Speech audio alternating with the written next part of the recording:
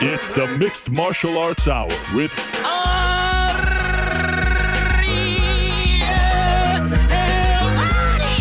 Helwani. The Mixed Martial Arts Hour is back in your life on this Wednesday, March 29th, 2023. Hello again, everyone.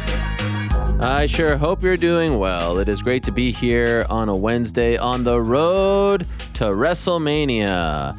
Do do do do do do da da da do do do do do do do do. Do you remember that song, Frank? The old WrestleMania theme. I actually do. Were you an old school wrestling fan? Not a fan, but more. An admirer? I mean, to be Casual? real honest, I Yeah. liked the WrestleMania arcade game that came Oh, out. it was tremendous. Are you kidding me? That was amazing. They looked real in it, right? Yeah, it was the same like technology they did for like NBA Jam or whatever. Oh yeah, it was great. Loved it. I would play that all the time. It was great. Like you bounce someone off the canvas, they like fly up. Oh, it was tremendous. Anyway, a bit of a different show today, my friends. We're going guestless today, but on Wednesdays we do like to shoot from the hip, and we enjoy that very much. And you know what I was thinking? Lately, I've been having to squeeze in on the nose and not give it the proper TLC that it deserves. So I didn't want, I didn't feel like being up against the clock, as they say. And so I wanted to breathe, sit back, relax, answer your great questions that, of course, have been put together by moderator Lewis, and just have a grand old time. Of course, we'll make our picks for this weekend as well. A lot going on. No UFC, rare weekend off for them, but typically they don't do an event this weekend. Final Four going on, WrestleMania, like I said. But there is Bellator on Friday. There is the PFL debut on Saturday, the season debut, the non-European events. And we also have the return of one Anthony Joshua. That is always a big deal on Saturday afternoon. Of course, Game Bread Boxing 4. So there's still a crap load going on. And then, of course, we turn our attention to the big UFC pay-per-view on April 8th in Miami. The 305. Jorge told us on Monday he's going to walk out to Welcome to Miami. I'm not sure I believe him, if I'm being 100% honest.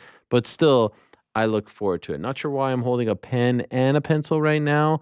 It's just a big deal. And that's the way we like to do it. As always, we are presented by our good friends over at DraftKings Sportsbook. They are the official sports betting partner of not only this program, but also the UFC as well. Download the DraftKings Sportsbook app today. Use the code the MMA Hour. That lets them know we sent you. And also, if you're a first-time user, you get a nice little gift. Shout out to them. We appreciate them very much. And for all those things that I just talked about, a lot going on, go check out our good friends over at DraftKings Sportsbook. Also want to give a shout out to HelloFresh. I'll tell you more about them later in the program as well. But let's get this party started, shall we? Let's get this started let's get this started. How's the song go? Let's get this party started. Let's get it started in here. Let's get it started. Ladies and gentlemen, the moment has arrived. Yeah, the moment has from the man arrived. himself, Ariel Helwani.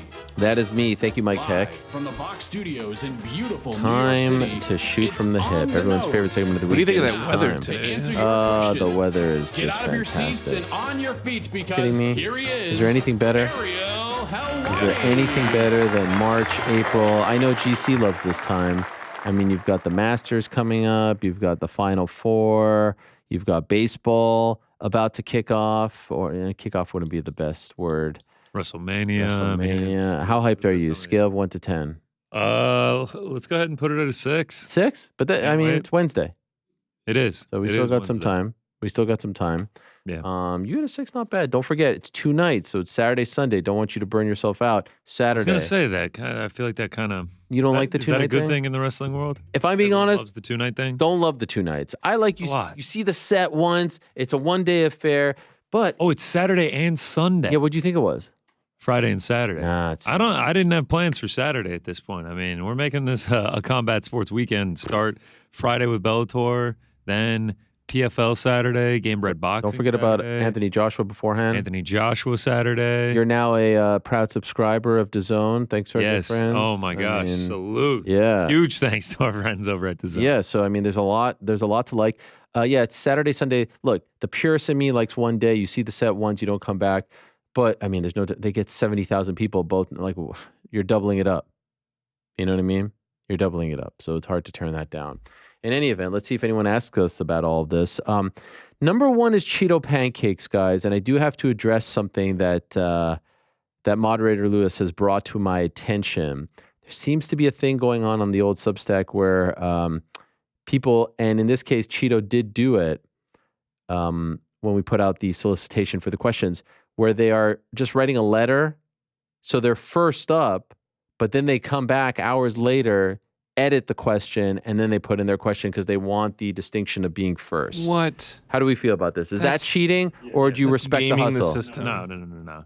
Cheating. Because I said to him, I was like, listen, kind of respect it. Lie, cheat, steal. Shout out the late, great Eddie Guerrero. But I can see how someone who takes the time to like type something out and then they end up being fifth might be annoyed. So should we dock him? Like, should we not go first with it? Or what should we do? I don't know, man. They like Keep it. I think I like the effort, but I mean it feels empty. now that you know, Disagree. and they know that you know, if they continue to do it, then it's on them. You know what I mean? Yeah. So I don't think you need to like be punitive. I think they should figure it out. I mean, there's someone out there that had a question ready Right. and took the time to type it up and was second to the singular letter that would later be edited. They're within the rules. You gotta edit yours. Yeah, I I guess. don't know. Is that a rule? And now, like, Are the first 20 is the edit questions are going to rules? be just like a letter, and then people are going to go in and fill them out afterwards. I don't know if I love that. You know what? I'm not going to read his first. I'm going to read it, Wow. but I'm not going to read it first. I mean, I can't.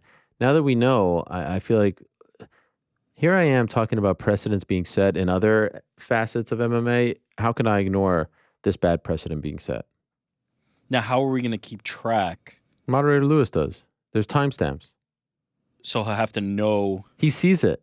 He called it Sees out. the edit. He sees the edit, yeah. He also sees the one letter post. I mean, he's on that thing like a hawk. So let's go to Nick the Dane first off. Damn. Cowboy in the Hall of Fame? Deserved, yes. But as far as the modern wing goes, is there anyone more deserving? That Dane Nick. What's the difference between Aldo, Cerrone, and Anderson? I feel like they're all in the modern wing. Is Anderson before the like? Are they even going by that anymore? I feel like that's not even a thing anymore. And by the way, nice to see you on a Wednesday, New York, Rick. You know it's a big deal because we had a little more time. You felt like it was worth your time to come in. I mean, what would it be without me here? No, it's nice, it's special. I kind of blew right by that. Yeah, I don't mind.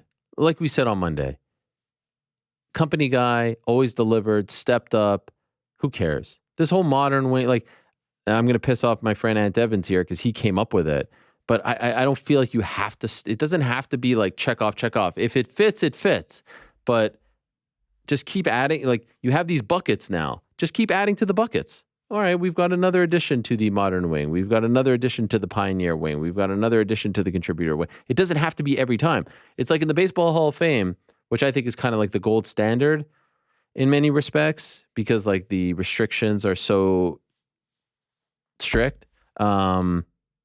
Even though maybe they're a little too strict. Anyway, you know, you add someone here, you add someone there, but it's not like we have to do X, Y, and Z. Like, I'm okay if they don't want to add a fight. These four are enough. So yes, I think he deserves it, and I'm fine with it. And I'm not really keeping track of modern wing this, modern wing that. Who cares? Honestly, good for him. He deserves it. Mazel tov. Zach Marcus, hey Ariel. First and foremost, I have to say Corey Sandhagen may be the most resilient fighter in the UFC at present. What he's done bouncing back from the Aljo sub, the split loss to TJ, and the Petr Yan loss has been supremely impressive. Couldn't agree more.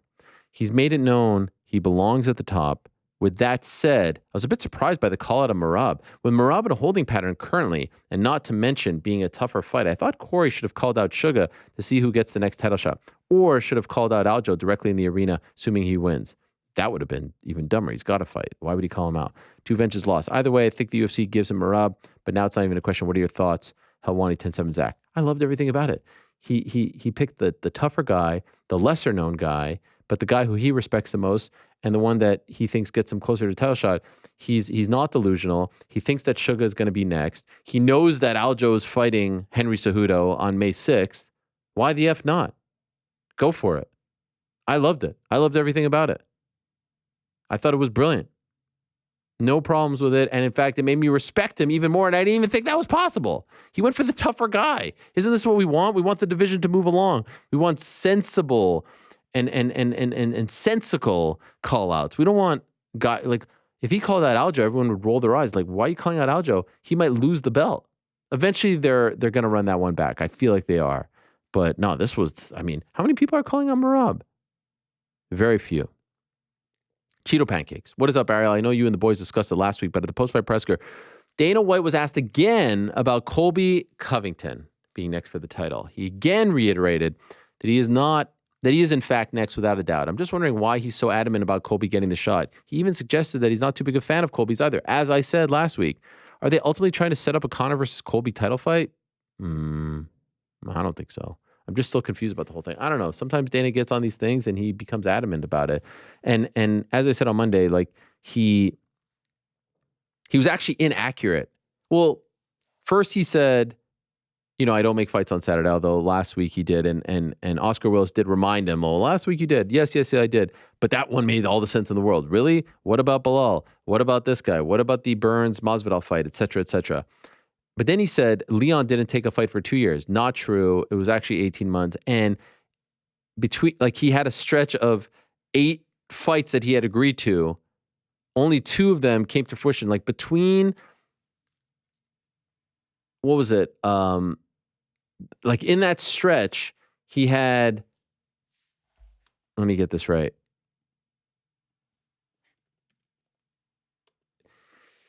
He had the Bilal fight and he had the Nathan Diaz fight. No, I want to go in Tapology because they do a good job of laying all the canceled fights out. Okay, so he fights RDA coincidentally in San Antonio in July of 2019. His next fight was supposed to be in March of 2020, so that's just a few months later. That's a normal schedule. Tyron Woodley. Well, it's supposed to be March 21st, 2020. Everything gets canceled, pandemic, right? He's then scheduled after a lot of craziness to fight Khamzat Chimaev. That gets canceled. Tested positive for COVID. Then he's scheduled, that's December of 2020. So we're talking 6 months later. After the whole training camp, he's got to come down. The world stopped. He couldn't travel. Like, are we forgetting about all this? Agrees to fight Khamzat again January of 2021. Remember in Abu Dhabi, Khamzat gets sick. Then is scheduled to fight him again March of 2021. Khamzat pulls out due to lingering effects of the COVID. Remember, he had a very serious thing. He retired briefly. Instead of fighting on that date against Khamzat, stays on that date, fights Bilal, ends in a no contest, was looking great, the eye poke, whatever. Fights 2 months later against Nathan Diaz. Sorry, 3 months later. He was supposed to fight 2 months later. That got postponed. Fights 3 months later, fine, against Nathan Diaz in June of 2021 and wins that bout. Then, 6 months after that, normal time frame, scheduled to fight Masvidal. Masvidal pulls out. Then he fights Kamaru Usman and beats him. What are we talking about? Look at all that activity. Colby hasn't had one fight that he agreed to. And I hate that people are saying like, oh, I can't wait to hear you cry when Colby wins. Like, I have no problem. Look, can I tell you guys something about Colby Covington? Block your ears if you want to believe everything. If you're a kayfabe guy. Colby Covington, my interactions with him, he's actually like a sweetheart of a guy. Like he's like every time I've talked to him behind the scenes, very nice, very respectful, very thoughtful, says nice things, is supportive. He's not the guy that you think he is. And I'm not trying to say this to like burst his bubble or to ruin whatever gimmick he's trying to build, but I just want to let you, like, I have no beef against him. The fact that he doesn't want to come, I could not care less. You don't have to. I'm just trying to look at everything here and being like, okay, well, how are we coming to this conclusion? And if we had a reason, if it was just like, look, we promised them, like, all right, fine. But the reason that we're being given is like, of course, you guys are idiots for even questioning this. Like, what? What are you talking about? And then the thing that kind of drives me nuts is there's a huge fight in the welterweight division involving two guys who have been tied to Leon for all this time. And you're just going to dismiss that and make it into another fight with no stakes attached. Like, all of it to me is head scratching. It has nothing to do with Cole. Like, I have no problem. Is it because of his politics? I couldn't give a shit. I couldn't care about any of that stuff. I don't listen. I don't know if Trump is arrested or not arrested right now. I don't pay attention to any of that stuff. I don't care about it. I don't want to care about it. I want nothing to do with it. All right? Can you let me know when DeSantis comes into... I'm just kidding. I'm joking, Frank. Chill out. I know you're a big DeSantis guy. I couldn't care less about any of this stuff. Could not care less. And it's could not care less. It's not could care less. That's a big pet peeve of mine. Frank says it all the time. Could care less. I could care less. I'm like, it's couldn't care less. Oh, it's a pet peeve for you. Yeah. I could care less. So anyway, I don't know. I don't know what the reason is, but none of it makes sense to me. Logan, good day, Ariel. A few days ago, Dustin Poirier tweeted that he feels like a big fight is coming. Do you have any insight into what that fight might be for him? He wants the Gaethje fight, and I can't imagine why Gaethje wouldn't want that because he lost that fight and it's the biggest fight out there. So I feel like that's the one he's trying to will into existence. Additionally, Dana shared at the post-fight press conference that he had hoped that he would have some news this week in terms of Alex Volkanovski will unify the featherweight belt during International Fight Week. That's the last thing I heard, but not 100% just yet. That one of the fights in July would be Volk versus Yair. But don't go ahead and quote me here that it's this, that, and the other because it was very preliminary last I heard. And I didn't check back in.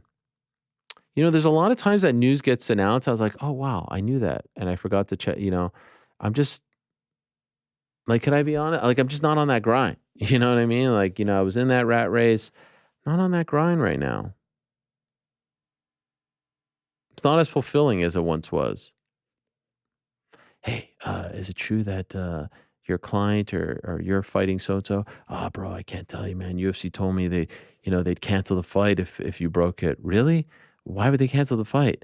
I don't know. They just said it, you know, because they're like, don't tell Ariel. I'm like, oh, that's weird. Well, you know, obviously I would never say that it's you. It's like, yeah, I know, bro, but like I really need this fight. I'm like, oh yeah, for sure, no problem. It's like, who wants to have that conversation?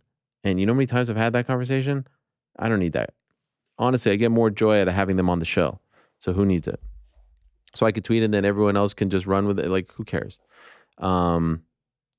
Wild Bill the Thrill, Primetime Helwani. Me and Conor McGregor have something in common. All right. We both are in awe and intrigued by your set. Wow. Thank you. Chael isn't. I've always been curious about how you decide what goes up, what comes down, what items are pictured and immortalized, how many things are sent to you and don't make the cut. I would love some insight on all of this. Would you ever consider putting your content creator hat back on and showing us a more detailed video of the set? P.S. Thank you. Also, can you ask Frank? Okay, let's put a pin in that Who one. says P.S. Thank you? No, I read the thank you. That'd be it. No, I mean, a lot of this stuff, by the way, has been with us since, 2000.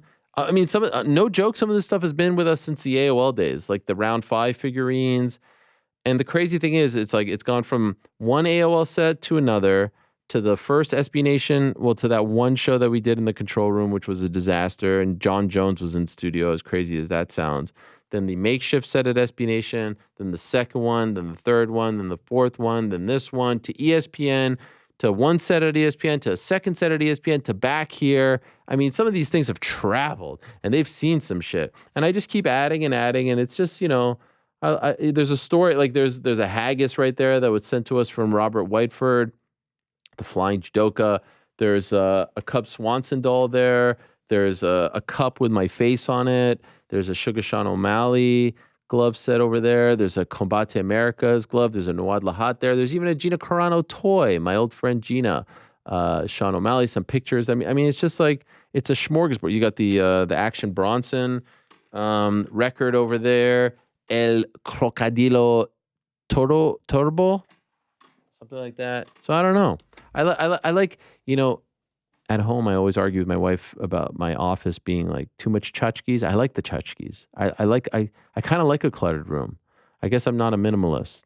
I like stuff. And I want you to think that you're coming to my home and we're hanging out with my stuff, even though this isn't my home. Frank. And also we know about some of the immortalized photos, Vierna Janjiroba, Jessie Jess. By the way, Jessie Jess fighting again. I wonder if she's going to come out to HBK. I haven't checked in. You got the Dustin Poirier big shot over there. Shout out. DC, of course. You know what's interesting, guys? Do you guys ever notice this? I've got so much. I mean, I've got DC. Is that maybe the best slot of the whole damn thing? Like right there. Just right over your shoulder like that. Do you notice that DC has this show that they promote 4,000 times on the broadcast? Not a sign of Helwani. How should I feel about that? I mean, if we can just be honest. I don't think you should feel anything. You know, not a sign, not a nod, not a nothing. If you look in his eyes, you see it. You could tell. I don't see anything. Yeah, I think even if he tried, it would get taken. Why? Isn't that fucked up? I brought him there. I mean, I made that whole thing. I mean, it's crazy. Where's the beef? I'm going to see him in LA, WrestleMania. Wow. Might have a little word or two. I think you should ask him if he has you in his home. That's the key. Like on the set, that's. I called him last week, FaceTime, and I was like, "Yo, happy birthday! This, that, and the other." Mm-hmm. Early AM, I'm assuming. Yeah. Nice. Yeah, and I don't know. I just said like, "Look how many things there are of you here, and where are the things of me?" And what did he say? I mean, I didn't know that you actually had this whole guilt trip conversation before we started. 1,000%, yeah. So maybe So you called someone on his birthday and asked. Yeah, why and he by doesn't the have way, pictures of while you. I have you, I mean, where's my presence on your damn show? P.S. Can you ask Frank if he would consider doing his own podcast? I can't get enough, this man says. Wow. Yes. Wow, Yes. through the Frank lens. I would love a post show. Frank, Yeah. this is a great idea. You're editing the pod, but it's just for like hardcore, audio nerds, but also you say, at one time where Ariel was like scratching his chin, that was annoying. I got to fix this now. Like Why does narrate the editing? Yeah. Why does he keep hitting the microphone? And let me tell you something about what Joe had for lunch today. I mean, could you chill out on the man. onions? Like, I would love just a whole conversation with you I and the feel like audience. we get 40% of this on the show already. Well, I was about to say, I feel like, if we get 40% on the show, we get the last 60% back here in the control room. Wow. Anytime you hit the desk, you know you're getting let's just hit the microphone. Oh, is this what's Why are happening? you throwing me under the bus? Wow, you're talking shit. If he just wasn't hitting the microphone, I wouldn't have anything to say. There's nothing that Frank loves more than a nice. It's like right here. You've already hit Nice it twice. beard And then what's up scratch. with the coffee mug today? You're like, Yeah. you're playing with it? I was very, am I playing with it? I'm not allowed to drink it? You keep like tapping it. Like, come on. It's a Wednesday. I don't need it. Yeah, there we go. Is there anything more annoying than that? I saw this video of this guy on Instagram where he was like, "This is what a mom looks like at her kids play," and she's like chewing the gum like, and then she's taking a picture. You guys see that video? I didn't. I think it's a lot of parent videos on my Instagram. I think they know what's up. No one liked it. Speaking of gum, though, Yeah. before Conor McGregor, Did you tell him to throw out his back gum? to him. No, you were chewing gum, and I have never heard someone Chew so loud? gum so loudly. Your So- kid. Yeah, it was. Wait a I second. almost didn't want him to come anymore. I was Wait, like, wait a second. On the air? no, before. That's kind of fucked up because like I'm really particular about gum chewing. Like I've never yeah. been told this before. I actually have a recording of it as Go well. ahead. Play it. No, I can't play it right now. It's really that. Wait a second. I thought about maybe giving it to one of the fans and letting them put it as a sample in their next track about us. Frank, are you? But alas, we haven't done it yet. Wait a second. You never strike me as this kind of guy, but now I'm starting to wonder, are you one of those guys who like it's happened to Bill O'Reilly, it happened to Chris Berman, where you're like recording shit off the record, No, but like you're compiling. Do you hear me yell? So Like, one audio day- speeds. one day, if I screw up, you're just gonna it's gonna appear on some like YouTube channel with one subscriber. Look, I and be wish you like, hadn't said any of this. Wow, was I really chewing loud? Oh, so much. Connor, do you remember this? I don't know. I remember the gum because we were all frantically chewing it because we had the So fried foods loud. before. Oh, that's probably. Nervous. I was trying to Yeah. get rid of the We were onion. nervous our breath was going to smell. Yeah. I don't remember the loud chewing. I didn't have an ear to I it. promise though. I will play it for you. I'm gonna play it for you. You really when did you record least it, Frank? expect it, just in the Wait, middle. wait, you recorded it? For Yeah, real? because it was on our Is that pre-roll. not a breach of trust? It was on that. When someone it is. says It's gonna be audio hilarious. speeds, that's to let I'm everyone hoping know you were we're talking being through it recorded. too. Like, Also- like everything was just normal. Oh, you know what? I probably missed it because I was downstairs. Right, you were working. Oh, I gotta hear. I gotta. Oh. hear. Eric, do you remember the gum? No, he wasn't here. Right. Hey, that's way to really- twist the knife. Frank is the only man, and he got it on tape. That's kind of messed up. You know what? Right. I don't know how I feel about Look, man, that. I can make it go away. By the way, Wow. For a price. yeah, just put X amount of Ethereum Some- in my wallet by tonight at midnight. Prime case. Yeah. Drop Oh, off. yeah. We're already low on the Prime. A weekend, somehow a weekend to getting a lifetime supply of Prime. We've got 5 left. Well, I mean, just based on Frank's, blackmail and side hustles, maybe it didn't end up Yeah. in that fridge. Oh. Maybe it went somewhere else. Let people in the Vox studio at night where we become a prime vending machine. Yeah. It's just like a big party. It's like Chris Farley and Billy Madison when he's eating all the kids' lunch. Right. You know? With Norm McDonald, who Yeah, just yeah, showed yeah. up. Amazing. Shalom Ariel. But so you didn't answer the question. Are you going to do a pod or not? We're going to start with a blog, and then Is the blog coming? Yeah. Courtesy of our friends at Squarespace. URL's been registered. What is it called? I'm not ready to reveal that. You're being serious? Yeah, I had some subdomain issues, so I'll make a big announcement once it's What's- ready I to go. can't wait. Like, what's the theme?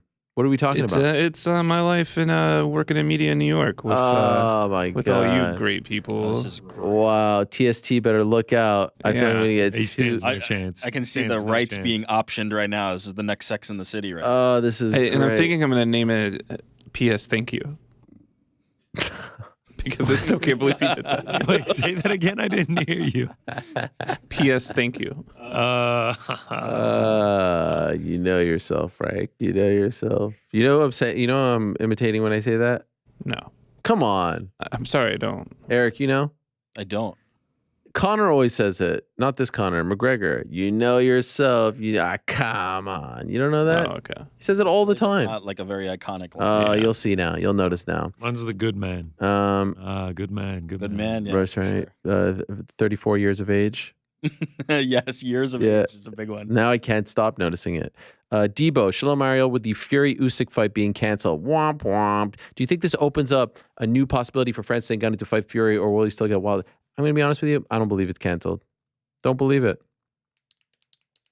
Don't believe it's canceled for a second. I think they end up fighting.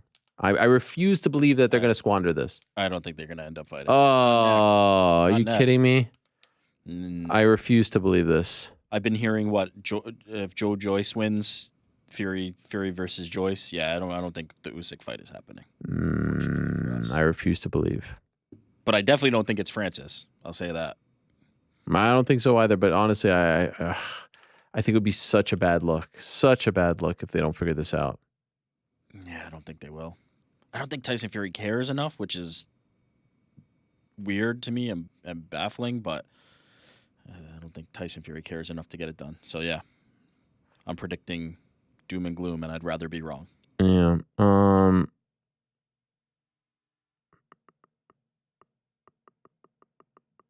Thanks and love the new basketball podcast.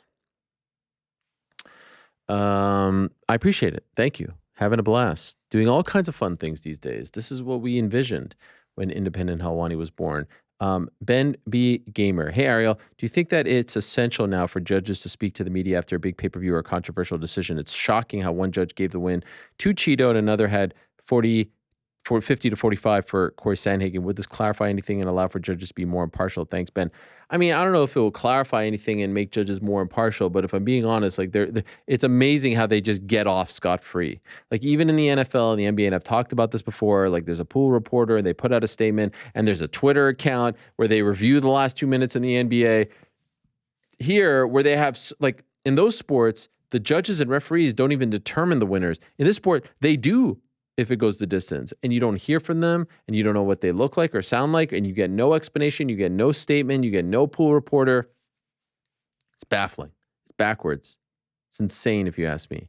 So yeah, give us every event, let one journalist go and talk to them. What were you thinking? Why did you do that? Put those quotes out, disseminate them to the world, do something. Nothing. We get nothing. It's unbelievable. It's shocking. It really is. That they just can get off with potentially ruining people's careers, altering their careers. So yeah, sure. I mean, let the commissioner speak. Sometimes it's happened in California, sometimes it's happened in Nevada, but it's very few and far between. Texas is one of the worst. And the fact that they don't have to answer to any of this and we just sit here, pulling our hair out is baffling. So yeah, there needs to be more accountability. Commission speak, UFC speak, Mark Ratner speak, someone speak. Don't just be dismissive of it. I would love if the judge spoke, but give us a statement. Don't even talk to the media. Just explain. Oh, here's what I was thinking, or here's what I saw. Something. Nothing. Learn from the other sports. They've got pool reporters. They've got judges and officials who speak, who explain. Why can't that happen in this one? Frankie, hey, Ariel and the crew, with all the new talent that the PFL has added recently, who are you guys most excited to see this upcoming season? I, for one, am most excited to see what Shane Burgos, Hurricane Shane Burgos, can do in the lightweight division. Yeah, I mean, Burgos is great. Big spot for Thiago Santos. Some of the youngsters in PFL Europe are great. We spoke about them on Monday. But I think the biggest signing was Shane Burgos, so excited for him for sure. And then curious to see, how Loughnane does, how OAM does, Rob Wilkinson, like if they can keep that going as well. Manji. Ayubowan. Reminder that Ayubowan, this from Lewis, means long health and prosperity, much love. The old Ayubowan Ariel, the oldest fighter to win the welterweight title is Tyron Woodley at 34 years of age. Looking at the current top welterweight contenders, Usman turns 36 this year. Colby is 35. Khamzat is not in the division. Bilal turns 35. Burns turns 37. Masvidal turns 39. If any of these fighters manage to win the title, they essentially will be making history. Do you see it happening, or are they just too old for the younger crop of welterweights? There's a transitional period coming, 1,000%. And a lot of those younger guys are coming up. The Shavkats of the world. How old is Shavkat, by the way? Leon is 31, so he's younger. Shavkat It's 28. 28. Yeah. So he's much younger than these cats. Wonder Boy, obviously older as well. How old did he say Colby is? 35. Brady younger. Jack Della younger. Yeah, there's not a ton of young guys at 170 in the top 15, but Leon is 31. Definitely a transitional period coming, no doubt about that.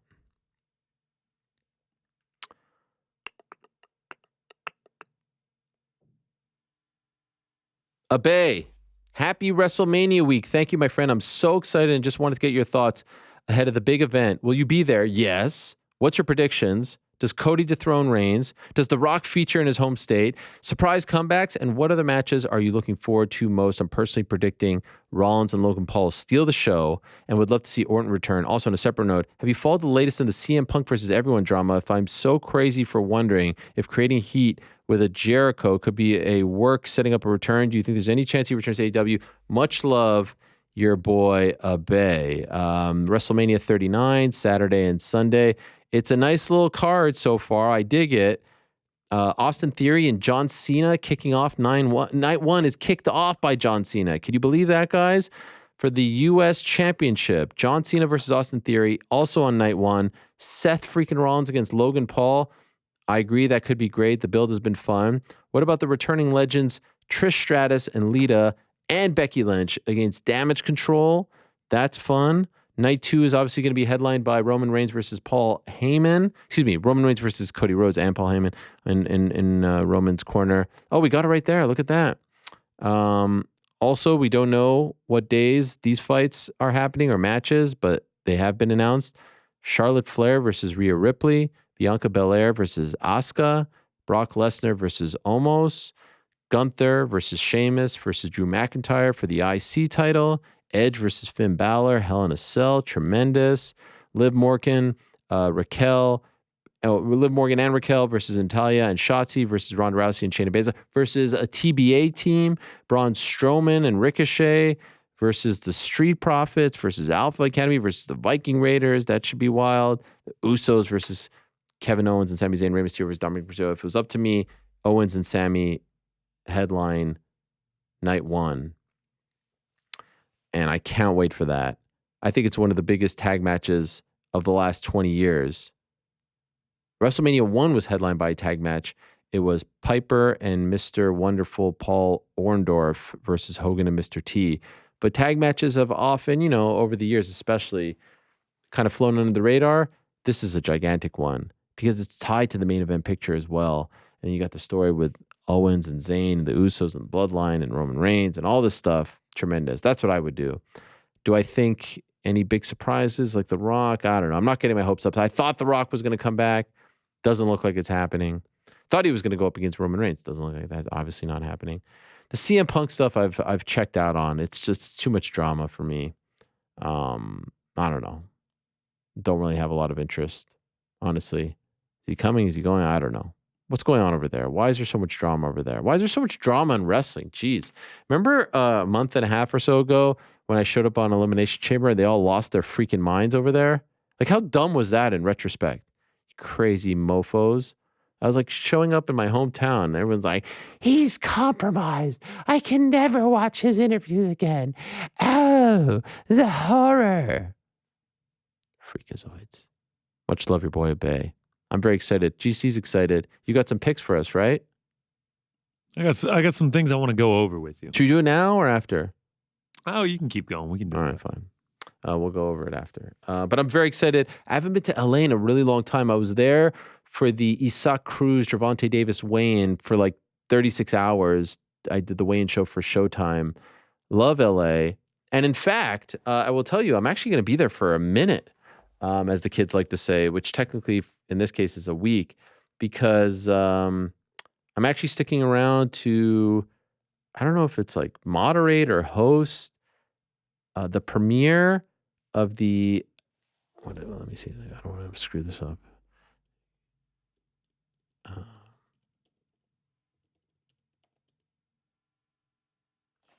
The premiere of the Showtime doc series Catching Lightning about Lee Murray. They're having a premiere on Tuesday, and so I extended my trip one day to host or moderate that premiere, something like that. I mean, so it's big things up there, or down there, or over there to the west. I'm excited. Might hit up, I love Santa Monica, love Manhattan Beach. Manhattan Beach is always weird for me because that's where I stayed, UFC 199, but I did love it. Have some friends that live there. So yeah, I'm excited. Never been to SoFi. Looking forward to that. Haven't been to crypto in a minute. I don't even remember the last time I went to crypto. It's possible. I think I went to a Laker game a while ago. UFC 104. No, I was there for the Mayweather-McGregor first stop on the world tour. But I mean, WrestleMania is so much fun, and we're doing some sit-downs, doing the stuff for BT. So it's the best. Like last year was a blast in Arlington, Dallas. I look forward to those trips very much. And yeah, I think the card is good. I mean, obviously no Rock, but like, here's what we want for WrestleMania. We don't, like, I went to WrestleMania 18 and all the matches felt cobbled together. A lot of the good ones, they've had long builds. Sammy and Kevin against the Usos, long build. The Cody story has been told well, long-ish build. Reigns as champion, long build. Dominic and Ray, long build. Finn and Edge, long build. So like, I like that. I don't like when it's just cobbled together. When there's like substance, that's good. Chris, Ariel, this run of the Bloodline and Roman Reigns has been terrific. Do you think Paul Heyman gets enough credit for steering the ship and presenting the best story wrestling has seen in years? I think he does, and he should. It's been incredible. But this is what I want. From a storyline perspective, I want the Usos to lose and I want Roman Reigns to lose. And I think the idea of the Bloodline in shambles would be a lot of fun for the next few months. Now you got, Kevin and Sammy reigning supreme, making those belts feel important. The Usos have had a legendary run. You've got Cody as champ finally fulfilling that destiny. Of course, I beat him at darts, no big deal. But, the destiny of being the WWE champ, what a story that is after all these years. I saw this belt that he has that he's going to wear and has every indie promotion and every promotion, including AEW, I do believe, inscribed like on the inside of the belt. That's pretty amazing. I love that little touch. So yeah, it's been tremendous. The year build has been tremendous. Everything has been tremendous, and I can't wait. I love this stuff. And I think to keep it fresh, now them backs against the wall with no gold, going from all the gold to no gold, I think will be really interesting. Hugo, what do you make of the Rey Mysterio Hall of Fame induction, your favorite Rey moment, and how the father versus son storyline is being played out? I love it. I'm curious. Here's what I'm really curious about. It's rare that someone gets inducted the weekend that they're competing. Does Dominic run in, beat him up, cause a ruckus? Feels like that might happen. I think we're getting Conan to induct him, which I think is tremendous.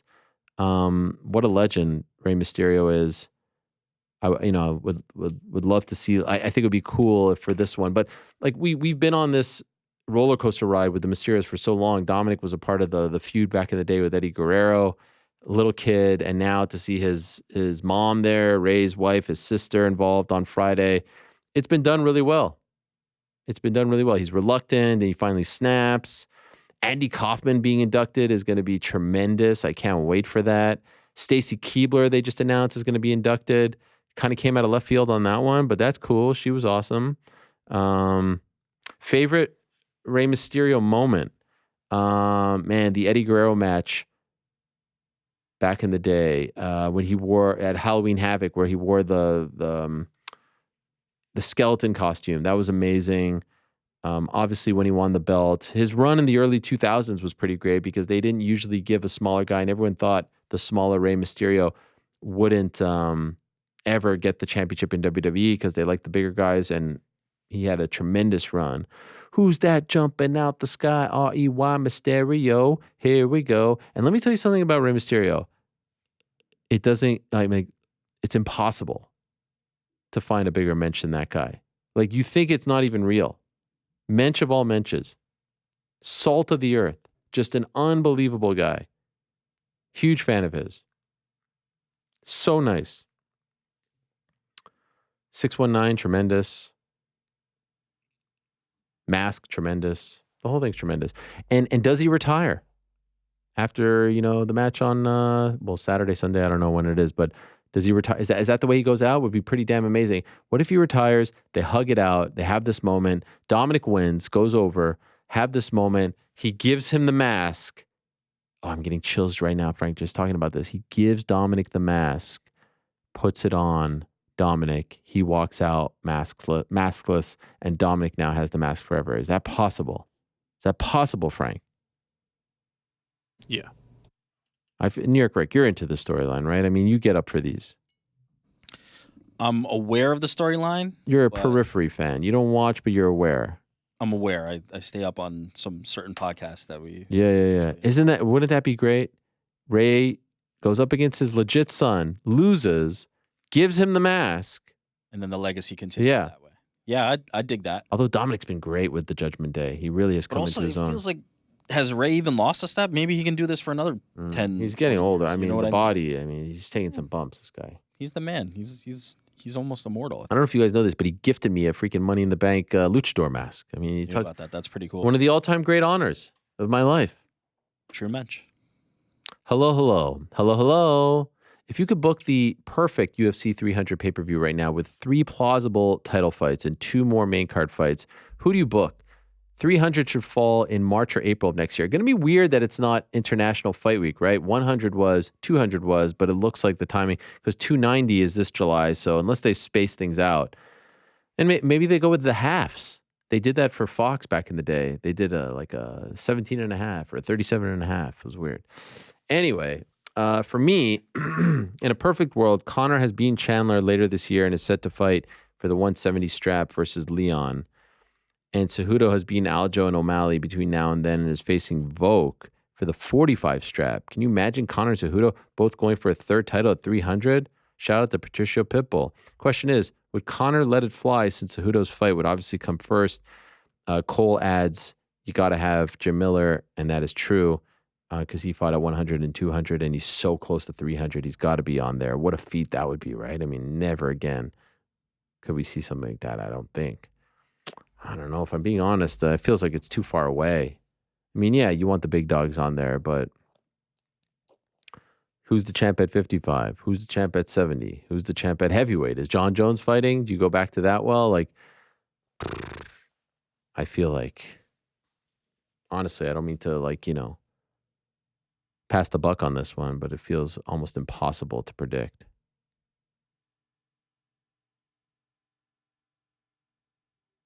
I mean, we're talking a year from now.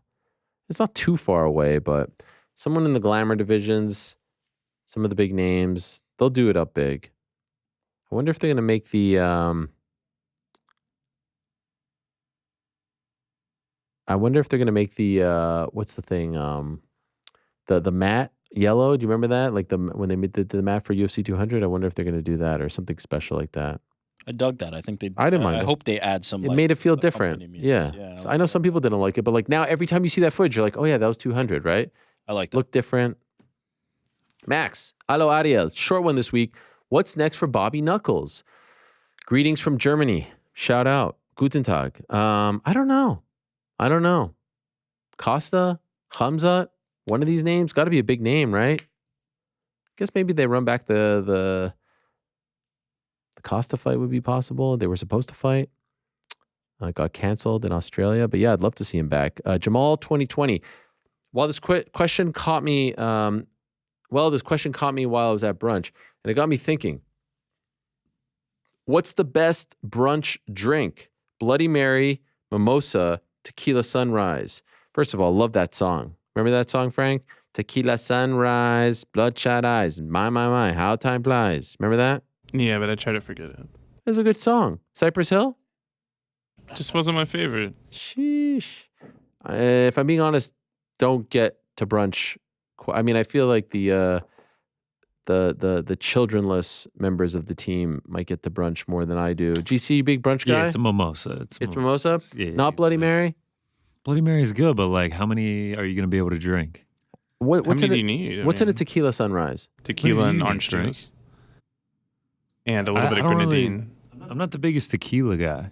So Look, it's a Bloody Mary all the way. having it at like 10 in the morning, Bloody Mary's like a meal. Have 3 or 4 Put if the you want. shrimp, the bacon. No, you don't have to go crazy Get with a giant biscuit put on it. It's tomato juice. I like a good Bloody Mary, but give me one. Mimosas, you can just bring the mimosa tower over and we can just go. it. Yeah, champagne gives me a headache. Mimosa Tower? What is that? It's literally like a just a tower of mimosa, and the whole table just like go to the nozzle like it's Gatorade. And what is it? What is that? It's orange juice and what? Champagne. And champagne. So it's a Yeah. little bubbly. Oh yeah, it's great. Mm. It's great, man. There's Are you a big brunch guy? especially in New York City, man. I mean, it's a big scene here. The brunch scene. Before here we is had kids, we'd fantastic. go all the time. Oh, I'm sure. Nothing I Sure. like better than a Lox Benedict. Ooh, I was just gonna say, give me a Benedict, couple mimosas. Mm. I mean, now we're talking. I really feel like brunch these days is just like a Sunday morning club. What do you mean? I mean, honestly, there's some brunches that can get out of hand. I'm like, this is too much for 11:30 a.m. Have you ever on had Sunday. like pastrami in a Benedict or pastrami with scrambled eggs? I have, yeah. Tremendous. Someone sounds hungry. I'm so hungry right now. You a big brunch guy in New York, Rick? I was before I had kids. Yeah. Love a brunch. I mean, we used to live in Williamsburg, so many Oh man, brunch spots. now you're talking. But What about Not these days. what is it? Mogador. Cafe Mogador. A little They halloumi cheese. Can't be bothered to be open. No, No, that's breakfast, Frank. a Brunch- little brunch halloumi is all cheese. good. I mean, you know yourself, Frank. It is something. Yeah, no. When are we I'm- doing a I'm a crew fan. brunch? No, yeah, I'm we hyped up should do- for it. Frank, what's your go-to brunch meal? I said Benedict. I do like Benedict, but cheese. What? I like to have cheese at brunch. It's just like a freaking cheese cheese. plate? That's cheese it. plate. Come on, Almost- stop. what are you Some Frank. talking shrimp about? cocktail. What's your real? Frank, what's your I don't real brunch believe order? that you. I see you go. I said to Benedict, but then I was like, but different than that. I like to have cheese. You don't appreciate like a good charcuterie? No, not for fucking brunch. What are you Wow. there has to be eggs involved in brunch. No, there doesn't. That's why it's called I brunch. don't agree with that, but I The best think brunch- that is underwhelming. Like a cheese plate. Now, I if we're did mixing in, say like I like olives Benedict. and other things that like spice it up a little bit. What's your go-to? Say Me, cheese. it would be some form of eggs. Maybe like even like you know what I like? Grits. I like grits. Grits are nice. Mm, Love grits. A little too heavy for breakfast, but a nice little brunch dish for me. omelet. Some hot sauce on it, some Love shrimp, omelets. some shrimp in there. But it's probably some kind of like poached eggs or Yeah, an eggs Benedict, something in that vein for Now sure. for breakfast, chicken fried steak with some over easy eggs. Okay, Hash browns. Yeah. Wait. Like that. You have a Sure. difference between breakfast and brunch? Yeah. Oh yeah. What? Breakfast and Look, brunch is again, if big I'm time going different. to some hoity-toity place at 11 a.m. drinking champagne, I'm going to eat some cheese. Okay, but if I'm going for Frank's keeping it I breakfast, still can't tell if you're being serious about the cheese thing, dude. I think he's keeping it light, right? Like he wants to just Just drink a thinking lot, of- and that's okay. Just 10 Bloody The weirdest Marys. thing. By the way, back to no one serves charcuterie at I don't know what place. brunch places you go to. That's like at a but- party. It's just like Like on Like the you've been to table. like a country club on a Sunday, and it's like a full buffet of Frank's hanging charcuterie, at the country shrimp. clubs we see. Okay. Look, I How- grew how up in many the South. people? How many people get lunch at brunch? I'm 'Cause it's an I'm option. listing a lot of things. people. I never get the lunch options. It's always breakfast. To me, really, that's like I don't even see. To me, it's just a little bit delayed. Brunch is That's what I'm breakfast, saying. and like I wouldn't know his statement of like chicken fried this in the I morning. said that was for Oh, breakfast. see, brunch- chicken fried steak with eggs, or just steak and eggs. I've never had chicken fried steak, and Oh. can I tell you one of my big pet peeves? Why is it called chicken fried steak? I could Why care can't less. Why can't it just be called fried steak? Why is there chicken? There's no chicken Because you're involved. frying it like you do a chicken. That's so Okay, dumb. I'll leave this one to you. That's so you're- dumb. That's so dumb. It should just be called fried steak. I know what it on is. that, and I'm Chicken. firmly in camp. Breakfast and brunch are completely different. Wow. Firmly. I've For had me, the only sushi for difference brunch before. is What? to me, if you say brunch, then that means there's intentions to drink. Booze, yeah. Yeah. First of all, Really? you're not drinking mimosas for breakfast. Honestly, if I was like, let's go get breakfast, and then my friend just started pouring up, I'd be like, I wasn't expecting What? that. But if you say, I've never had this conversation in my life. it's because you don't brunch, bro. Yeah. Wait, Bro, so do you even brunch? So wait a second. If it's a meal at 11 o'clock with no alcohol, it's breakfast. If there's alcohol, it's brunch. That's a late Yeah, breakfast. no? sounds about right. That's crazy, dog. It's a little If you're too late for biting the breakfast. snake that bit you from the night before, it's brunch. McDonald's doesn't I don't even even know serve what that breakfast at that time. That's too late. 10:30. Come on. They don't I mean, even cut depends off. on the It. Can you day. have like a Depends on the hamburger at brunch? Nah. Why That's not? Too much. It's lunch. Now you separate that. No, there's restaurants not- that serve that. I'm not going to do that. Now you take I'm that, not you gonna do it deep fry personally. it. I'm There's not. better breakfast. ways to serve the beef if you're going to do that. Yeah, I think the heaviest I'm going to go at brunch is like a steak and eggs or like a shrimp Yeah, and you can do grits. it. Shrimp and Shrimp and grits, grits. great at brunch. Maybe See? some charcuterie just to finish it Connor, up. we're going to do the. What we're about gonna do the oatmeal? grits What about oatmeal? Yeah, for sure. You could do that. Kind of boring. What about Yeah, it's sort of a pancakes TST or route. That's a breakfast. So now here's the thing: What? if you're getting pancakes and you're That's drinking breakfast. alcohol with it, like that's That's breakfast. Can I tell you one of my favorite things? Challah French toast. Ooh, Oh, yeah. yeah. Can you have that? Yeah, Yeah, the slice of yeah, cheddar. yeah. It all, yeah. Wait, so you can't have pancakes, but you can have that? No, that's more my. You know, That's me. Maybe some I'm queso not, looking at, I'm not fresca. looking to crush mimosas and like savory Wow. Some Harvardi. Yeah, Harvardi. that's a cheese. breakfast. That's a breakfast. Frank, your cheese Feta situation crumbles. is Tough thing about the brunch too, if you're going mimosas, you know, that's already acidic. If you want to add the coffee, more acidic. Can be tough. It's tough. You ever have a halloumi cheese? Describe what it is. Is it the one with It's a the little rubbery, but it's salty. You've don't had it, know. I halloumi, probably right? have Right, it. New York, Rick? So good. Mediterranean. nice? I'm with Frank. I'm all kinds of cheese. Just Yeah. maybe that's not my brunch. Halloumi you know, cheese is more so for good. me. Halloumi cheese is so popular in the UK. I went to McDonald's there and they had halloumi fries. Nice. I love Crazy. Anyway, now I'm starving. Sheesh. A little bit of rye bread. Rye bread? Oh, what is this? I'm never going to brunch with you ever again. Or ever. Not again. Never went the first time. Never going to go. We'll have dinner sometime. I'll just eat cheese. Yeah. Miguel from Mexico. Hello, Ariel. First time question from a long-time listener. Thank you. Welcome. Hola. If either Vogue or Bo Nickel cooked a medium rare steak for you in studio, would you try it? Sure. You know, I've had Wagyu like sushi. It's pretty damn good, I'm not gonna lie. Is that medium rare? Wagyu. Wagyu?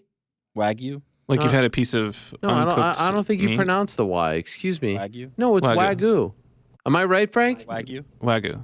I said Wagyu. All right. Wagyu. What did I say? So wait, you've actually had a piece of this uncooked? Yeah. Dude, that's awesome. I mean, that's the best. no, I mean they didn't like torch it with a did that. benzene. They did that, They so did it was that, sweated a little bit. Yeah, but Yeah, he doesn't mean like raw. No, no. He's saying like under They- prepared. No, but which tell is us what great. you thought, please. I actually enjoyed it a lot with the rice. When did you do this? Dude, that must have melted in your mouth. yeah, How could you amazing. I go went to a back to those place- tires that you chew on? How could you possibly? different strokes for different folks, bro. It's the way it looks, right? Like you weren't even thinking about it.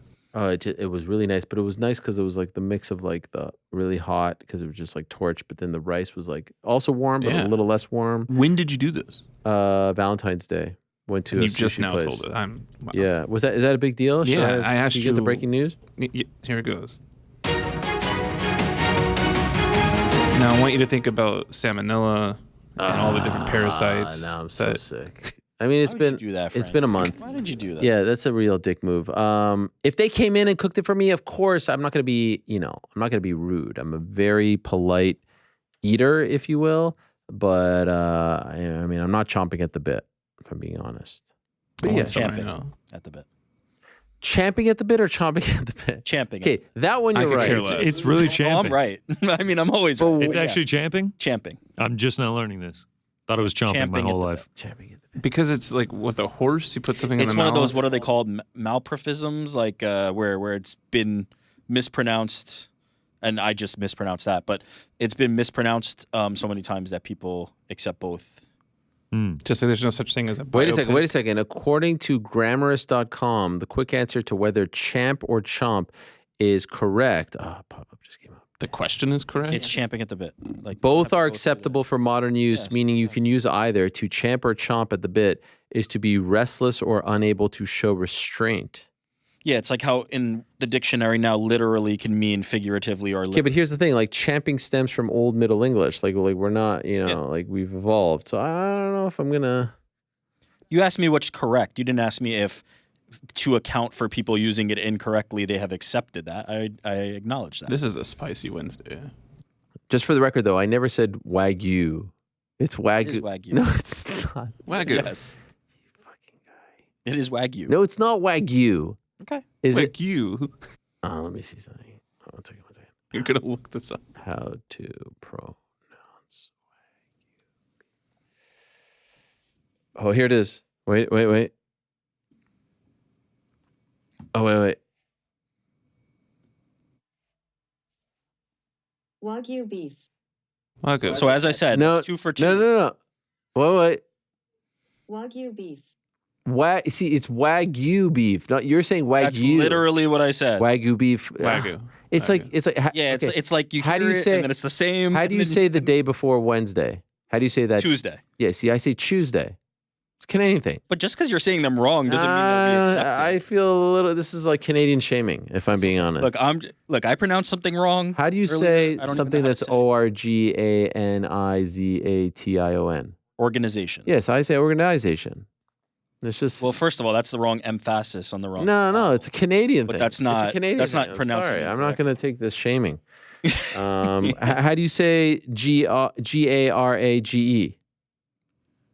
Grange. No, Wait, say that again? Garage. Oh, garage. Yeah, I say garage. That's British. Where's that? No, even you coming don't, from? bro. You do not. Where is that say even coming from? That's Garage, British. get out of here. How do you say Pasta? Pasta. I say pasta. That's legit. All right, That's a That's shoot. legit. What about I've a heard you say that taco? before. I say pasta. I'm also very New York though. I say like orange weird. Orange. I say orange. Yeah. I say it weird. Chris, Ariel, need some advice. I interviewed for a big promotion last week and I find out the news on this day. If I was selected, okay, we'll find out. The pessimist in me thinks they may have chosen someone else, although I am most qualified and deserving. Think of me as the Benil Dariush of the community bank I work for. My current and former colleagues have been sending me congratulations all week, assuming I will get the position, but I have some doubts. Well, they're sending you preemptive congratulations? Have you ever been certain that you were going to land a big gig or opportunity only to be let down at the final hour? How did you deal with it? There was something recently that I thought was going to happen, and it just kind of blew up at the final hour. No fault of my own, just circumstance. And yeah, it's a bummer. But the key is don't cry over spilt milk. Don't let it define you. Don't feel sorry for yourself. Don't feel bad. None of that stuff. Dust yourself off. Believe that this will lead to something better. Believe that there's a reason why it didn't work out. And yeah, it sucks. You're gonna mourn. You're gonna be upset. You're gonna want to say, the world is out to get me. I can't catch a break. Personally, when I'm doing things like this, I like to keep them to myself. I don't like to put the cart before the horse. I don't like to count my chickens before they hatch. You know what I'm saying? All those analogies. I just like to keep in mind, like even when we were having our first child, I hardly told any of my friends. I'm just very kind of weird and superstitious about these things. And yeah, I just, celebrate when it's time to celebrate. So positive thoughts, wish you the best. If it doesn't work out, these things will happen. You'll have setbacks. You'll have moments where you'll feel like everyone's out to get you. It's about how you kind of, rebound and use the setback and turn it into a comeback. But Lord knows I've had several of those. Just can't let it define you. Good luck, my friend. Mr. I don't like this word. Hey, Ariel, can we talk about what goes into booking the guests for each show? There's so many options to choose from, all the different orgs, fighters on upcoming fight cards, fighters on past weekend fight cards, well-known fighters, lesser-known fighters with a memorable performance. Do you have some type of decision tree or what? There has to be some method. Random fighter generator anxiety would be through the roof. Let me tell you something. Worst part of my week is booking this damn show, but it's also rewarding when it all comes to fruition. I'll give you some insight. So, let's talk about Monday's show. Valentina Shevchenko. Obviously, she was on the list, but you don't want to ask too soon after a loss, so you want to wait a few weeks, but you want to jump in there and try to see if she'd be interested. Then you got Masvidal, big name, big fight, in the news, 170, but also has the card that he's promoting, so you think that there's a chance. Got to wait for the weekend. Biggest mistake you could do is book the show before the weekend, which sucks because now you're waiting till Saturday, Sunday. But, relationships and whatnot, you try to hope for the best and you try to pinpoint people that you think might be good characters, once they fight and win. So you leave a few slots open. To me, the ideal show has 4 to 5 guests max these days. There was once a time where we were doing this show and there was 12, 13, 14, 15 guests, and that was insanity. Now, all told, all week, with everything I'm doing, I am booking that many people, and that's insane. Did 4 interviews on Thursday last week. Insane. But I enjoy it. I enjoy the process of tracking them down, but I won't lie. There's a lot of anxiety. You wait for the reply, but that moment where you get the yes. See, when you get the yes, it's big, and it's such a relief, and it's so exciting. But then between the yes and the actual interview happening, I remind these guys countless times before the show because I don't want them to be late. I don't want them to forget, etc. It's really about looking at the schedule, who's coming up, who hasn't talked, who's in the news, look at the rankings, be reminded of the big names, what's interesting that's out there, all that stuff and more. There's no real formula here. I have a wish list. I go back to it sometimes. The best are when, by Saturday night, the whole thing is booked. Or if it's like a non-UFC week or big fight week and you can have everything booked by Friday. Those are the best. But if it's pay-per-views are actually the worst because they have the biggest name and then you have to try to see if you can get those big names. Those are the most stressful. So there was that period where I was doing DC and Helwani, and that was the best because Monday I didn't have to do anything. I just had to show up and talk to DC, and it was amazing. But of course, not doing that anymore. But yeah, it's a thing. I mean, there are people who just do this for a living. They're just bookers. Crazy. Rami, Ariel and crew.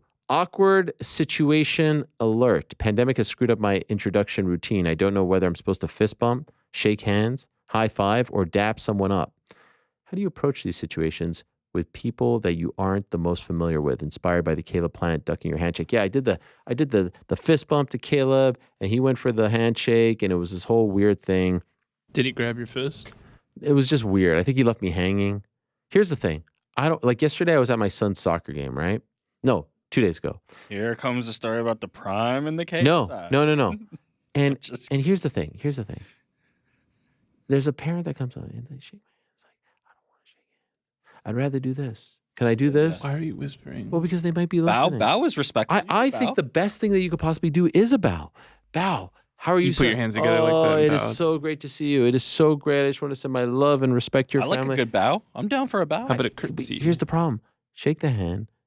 There's no bathroom in sight. There's no sanitizer in sight. Now I'm touching my phone. I'm touching Wait. this. Now, was it like a particular, was it a clammy No, hand or was it a regular handshake? I just don't feel like we need to do it anymore. I really don't feel. I See, feel here's my like you're thing. Larry David. What does the pandemic have to do with, I'm not I get it. It has upped the anxiety. I Yeah, get that. I get it too. I don't want to shake But hands. you never know what to do. I didn't know what to do pre-pandemic. Right. You have to No. kind of feel I was people out. always handshake and dap up. No. I want to. I don't know. People seem kind of Oh, okay. kind of Interesting. scared. I don't want to. I don't want to shake hands. I want to You bow. know someone is like very firm when you throw out the handshake and they just come back and they just keep hold the hold fist. it steady. They're just like, I'm not wavering on this here. By the way, that's me. Yeah, I can respect the fist bump. If you bowed at me and I had my hand extended, I'd be like, all right, that was kind of weird. Yeah. Wow. I accept the bow. I'll take a bow. If you stuck your hand out and they just bowed at you, I'm down. yeah, I'd be a little off put. I think I can read it. Like they don't want to touch. That's all right. I'm good. Listen, I don't want to. I don't feel like we need to touch each other. I don't feel like we need to exchange like this. But there was a time you were all into the handshake. Me?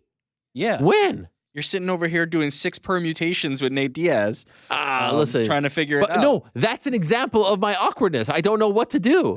Also, truth be told, in the interviews, like you're holding the mic, my hands get super sweaty. clamminess. Oh, Yeah. it's brutal. You're doing it out of respect to them at a certain time. So- I don't want to grab you with my sweaty hand. This is what gets awkward. I'm holding the mic, and they want to go for the handshake, so that's why I give them the left fist smart. bump. Yep. But then they come back and they want to do something, and then I have to switch, and now I'm sweaty, and it's a whole mess of a situation. Start bowing and let's see what happens. Shout out. I'm good with the bow. Here's the key. I say popularize it. Preemptive fist bump.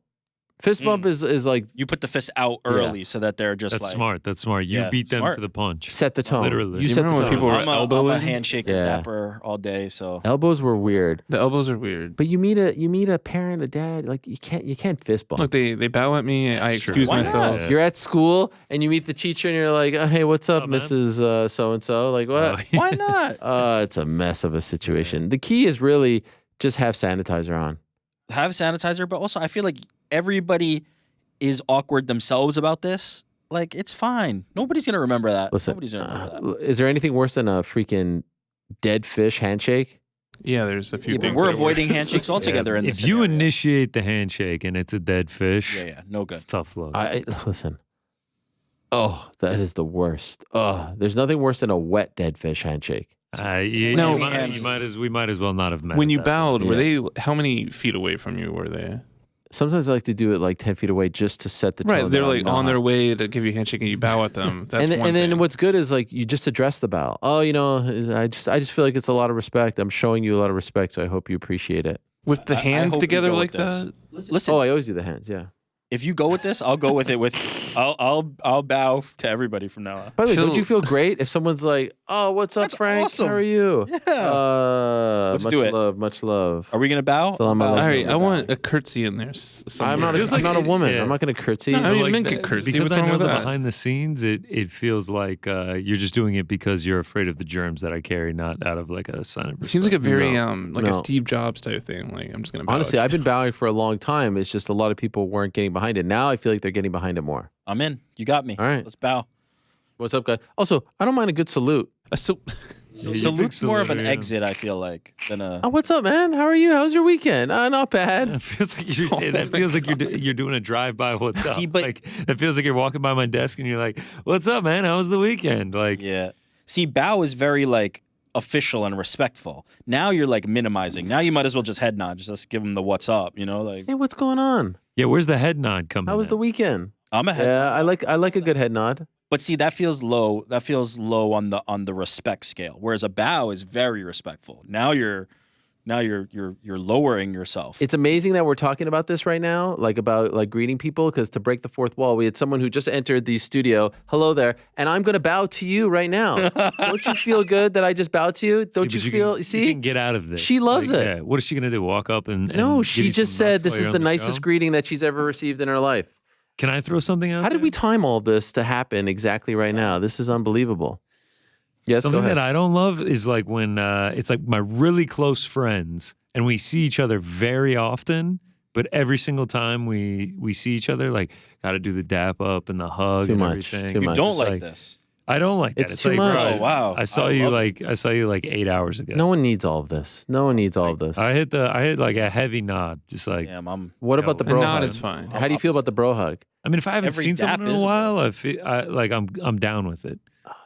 I mean, sometimes when people are making their exits, like I end up dapping them up like 8 times. It's just like, all right, man, like we'll see you, bro. It's just like, and then something else comes up, and then 15 seconds later, all right, man, I'm out of here. All right, Is there, by the way, is there whenever you're anything outta worse than the bro hug, but then the other person doesn't like you almost have to like bring them in, and then they're awkward about it. Like you go in for the bro hug, but they kind of like stiff you back. You know what Yeah, I they mean? When you whisper say in your bro hug, ear. are you talking big time hug, or are you talking the dap up where you bring each Dap. other in? Yeah, each of and you the other get person the isn't pat like a on the back? recipient. Isn't? Oh yeah, and they don't move. at Yeah, all. and you're like, oh, That's- this is that's awkward tough. right here.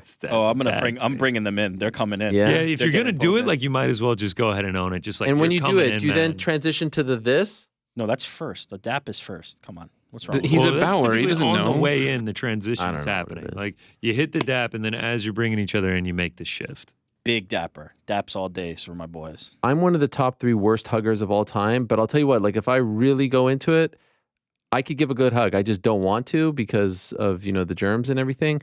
But 100% honest, like I could give a good, like I would, if you, like when I give Action Bronson a hug. By the way, you sound very upset. Nobody's challenging. No, your I'm a bad hugger. I will admit, I'm a horrible Yeah, stick hugger. to bowing. I'm stiff. I'm not affectionate enough. But if I really truly loved you, it'll be one of the best hugs of your life. I No mean, I joke. saw your eyes when you were trying to hug DC in that parking lot. So You saw the love. I saw that. Yeah, there was pure love in your eyes. I believe that you can be a good hugger. Appreciate that. You hug everyone but that daps comes all into day. the studio. Let's all dap. I do. But now I'm gonna bow from now on. It's a great point, Frank. You know why? Because I love it when the microphones hit each other. Yeah, it's great. I like that. Also, I want to show love and appreciation for them coming to my house. I noticed you didn't hug Dylan. No, I had nothing. I mean, this is. Well, Dylan started with the. I wanted Oh, to I remember now. He's the I one who wanted wouldn't to shake your hand. Yeah, that's Yeah. one of the all-time bitch moves of all time. Should have just bowed on him. Also, can I give you one of my true pet peeves? Please. And I just want These weren't the real ones. I I just want to throw this out there to anyone who is a friend of mine and plans on being a friend of mine. If you come to my house and you don't take off your shoes, you might as well never come back. Oh, this is a non-starter though. You must take off. No. shoes in every house. What is it with Americans who don't take off their shoes? Like, I would say 95% of you guys don't take off your shoes. And you have a designated area to put your shoes, right? Absolutely. And also, Canadians, we don't even think twice. Like, it's off in a second. The shoes are off the moment I walk in. If I go even to like an open house, like when we were looking at houses, I always took off. And they're like, no, don't worry. I'm like, Booty thing. I'm in someone's house. What do you want me to bring like my I always say to my kids, I'm like, you were just in a public bathroom. You're going to walk in someone's bedroom with this? Like, what's going on here? Like bathroom, mud, dirt. You know yourself. Shoes off. I mean, my it's- wife is Chinese. If I walked in with shoes, I love it. I don't. That's why I divorce. love Wouldn't that happen. culture. I love everything about it. That you have to take off your shoes. You Yeah. have to. Ugh, it's disgusting. You go to someone's house for dinner and you don't take off your shoes.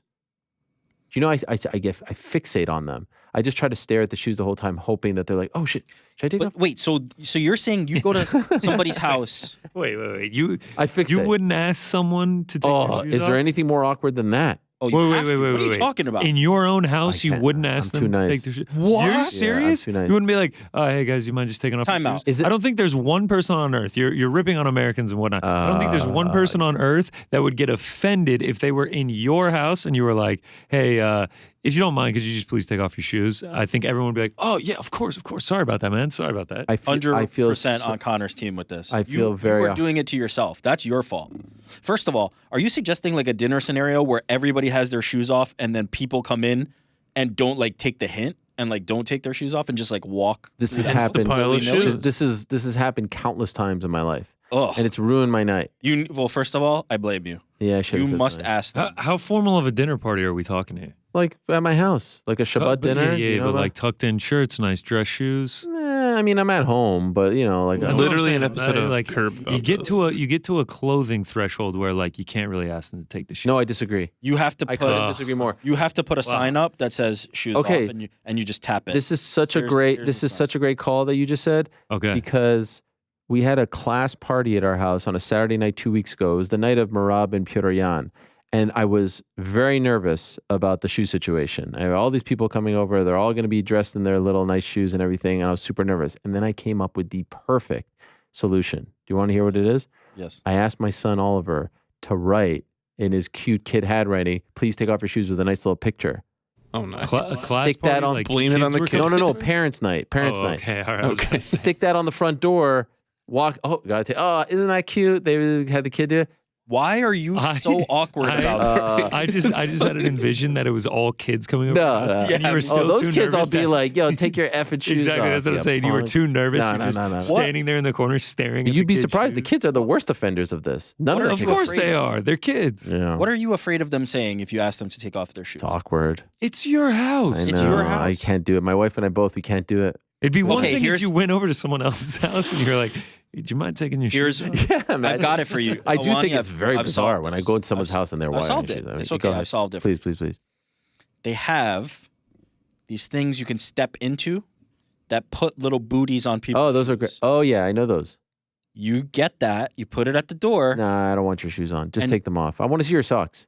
But you're not. You're not So willing to here it ask. You're comes. too scared to ask. No, the new thing is I'm going to keep the sign from my son. I'm just going to put Oh, it up okay. anytime someone comes. Blame it on the kid. Yeah, no, Right, no, blame it right. on the kid. Oh, it's cute. Be like, oh, I really have to take my shoes off. Ask my It's son. cute, but I really mean it. Take off your. By the way, I'm not trying to judge, but 1,000% Frank is someone who keeps his shoes on at That's someone's not true. house.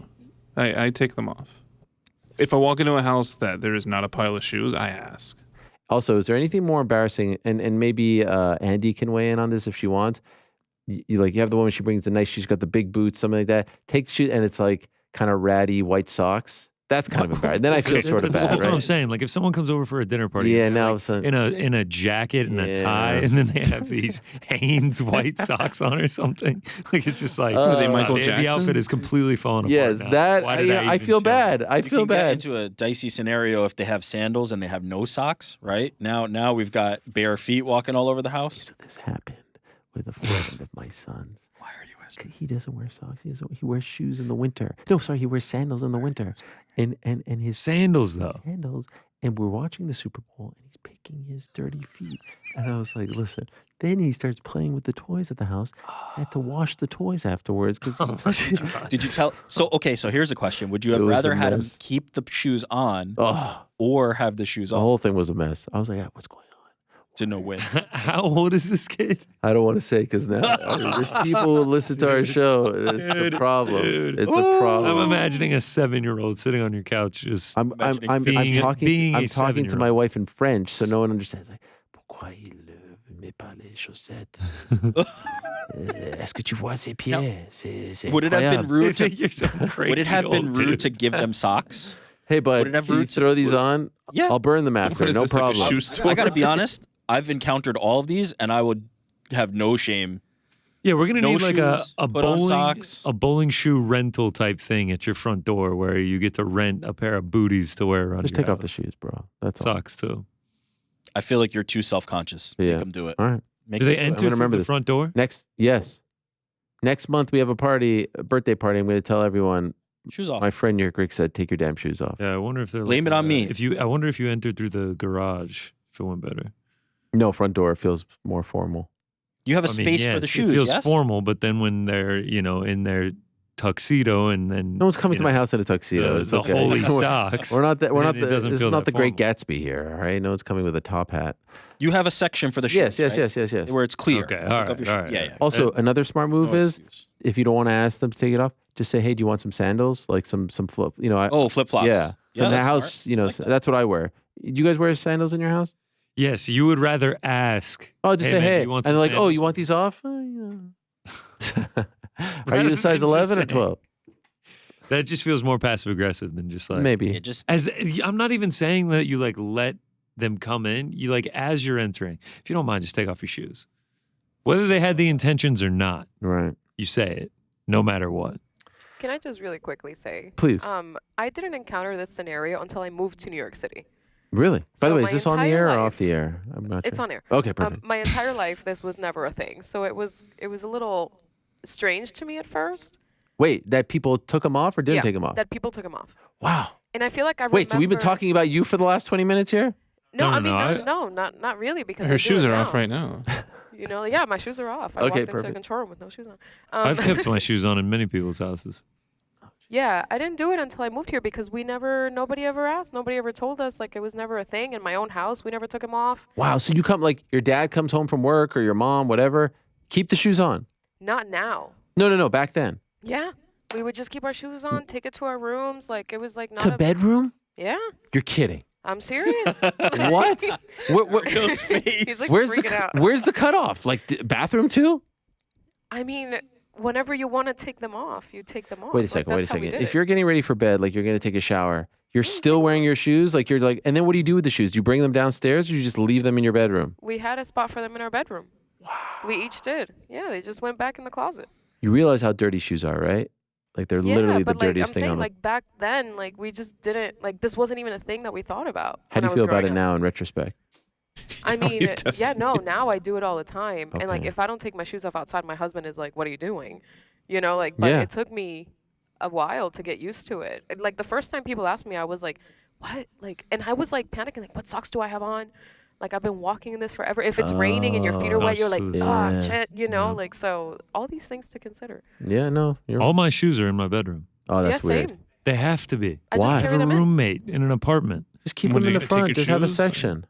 Do you know how many pairs of shoes that I have? Get a shoe rack. Yeah, get it. Oh my god! All right, yeah. I'm yeah, okay with this- shoes in the. What's wrong with the Okay. shoes being stored? In I the don't like. It's like I things are live in flying in Carry the your air. shoes New in. York City See, that's too apartment. far. This So is do I, this and I isn't have an area wide under open the- pastures No, this here is to keep crazy. 25 all pairs my of shoes. Oh, this is so all my crazy. shoes are in the front. I have a front space. All my A shoes are foyer, there. right? Yes, But I it must be also- nice being a mature adult with a house. I This is a New completely York apartment. understand. No, when shoes I in lived the in an bedroom. I apartment have for no years and issues. years, I didn't I put have a my shoe shoes rack. How many back. roommates did you have? I had my brother, and he's a insane person. I didn't put my brother. freaking. Are you afraid of the roommate like taking your shoes? What's going on with Yeah, that? what's- No, he's saying like the dirt. of it. Dude, I would not want.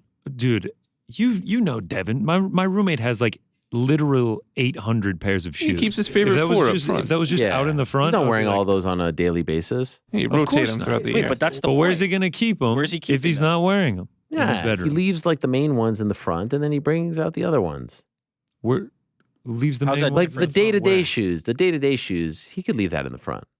Okay, I can respect that. Where does he keep the other one? All right, fine. I In his mean, room. That's what I'm saying. Yeah, fine. But like the day-to-days, you're not bringing them into your room. Like the shoes you wore today, you're bringing them in your room. Yeah. Shout out to Wearing my- Connor and Rick wearing the same shirt today. Yeah. Literally. Actually, nah. He's got something. This is free Nate Diaz. Respect. Oh yeah, that was a great one. But all I right. just want to understand, Yes. like Ariel, is it like if you take them off outside, Yes. carry them into your closet, It- but the there's rest of the it- shoes, it's flying in the air. Like to me, the bedroom has to be. By the way, I'm a psycho. Yes, I am not allowed. literally. I'm not. Facts. No one is allowed to wear the clothes that they wore outside, like in my bedroom, like on the bed. You can't sit on my bed. I can understand respect That was a Yeah, huge. like Actually, there was a needing to big point of change right when you contention get between home. my future wife and I. Like, she's on the subway and she comes into like my tiny studio apartment. Like, you can't sit on my bed. You gotta. Here's some sweatpants for you. Sure. You know what I mean? You're the highest extent of the germaphobe. Sure. Yeah. That's so, fine. Yeah, I just don't. I don't like any. That should be the cleanest spot in your house. The shoes are touching nothing though, potentially. Yeah, you're putting them with the clothes, with your, you know. It's, I have a shoe rack in a walk-in It goes closet. straight on a shoe rack, perfectly fine. let's move on. Kevin from Ottawa. Hey, Ariel and crew. I can't believe we had a second darts controversy 2 weeks ago and no one's talking about it. So Joe Markowski and Ariel played a game of darts. Yes. If Joe wins, he gets $50. If Ariel wins, he gets to be on the Katie Taylor broadcast. Yes. Joe wins the first game. Then they agree to do a double or nothing. And here's where the controversy happens. Double or nothing would just mean that if Ariel wins the second game, he doesn't have to pay Joe the 50 from losing the first game. Not that he would also get to do the Katie Taylor broadcast. If Ariel gets to do the Katie Taylor broadcast, he would need to win the third game. I'm bringing this up again because it seems that the controversy still hasn't been cleared up. Why am I reading this? This is the worst question of all time. Why would Lewis include this in our questions? The deal was I lost the first. It wasn't a double or nothing. Maybe that wasn't the best term, but it was let's rack it again. That was the deal. And then I won. What are you trying to break my heart here, Bo? What's his name? Kevin. Why do I think it was Bo? Because I'm reading Bo here on the next question. Yeah. I win. Read it and weep. Okay, Kobe has 4 questions? Sheesh. First for Rick, another question about your man Cedric Doumbé. After his TKO win a few weeks ago, this takes him to 4-0, all second round finishes. Do you think it would be a good idea for the UFC to give him the Bo Nickel treatment and have him compete in an upcoming season of the Contender Series to boost ratings, help fans in the US find out about him before he has his first official fight? I think he's clearly done something to upset the UFC, because he's definitely good enough to be competing at that level, Contender Series or beyond level. He was on the Paris card at one point. So what I would do is, if I was another promotion, I'd be snatching him up right now before the UFC changes their mind. Star. If I was Cedric, yeah, Star on the rise. star. Like that dude Kickboxer? like championship level kickboxer, like accolades up the wazoo, and personality for days. Like he could be a mega star with the right push. He just and he's young.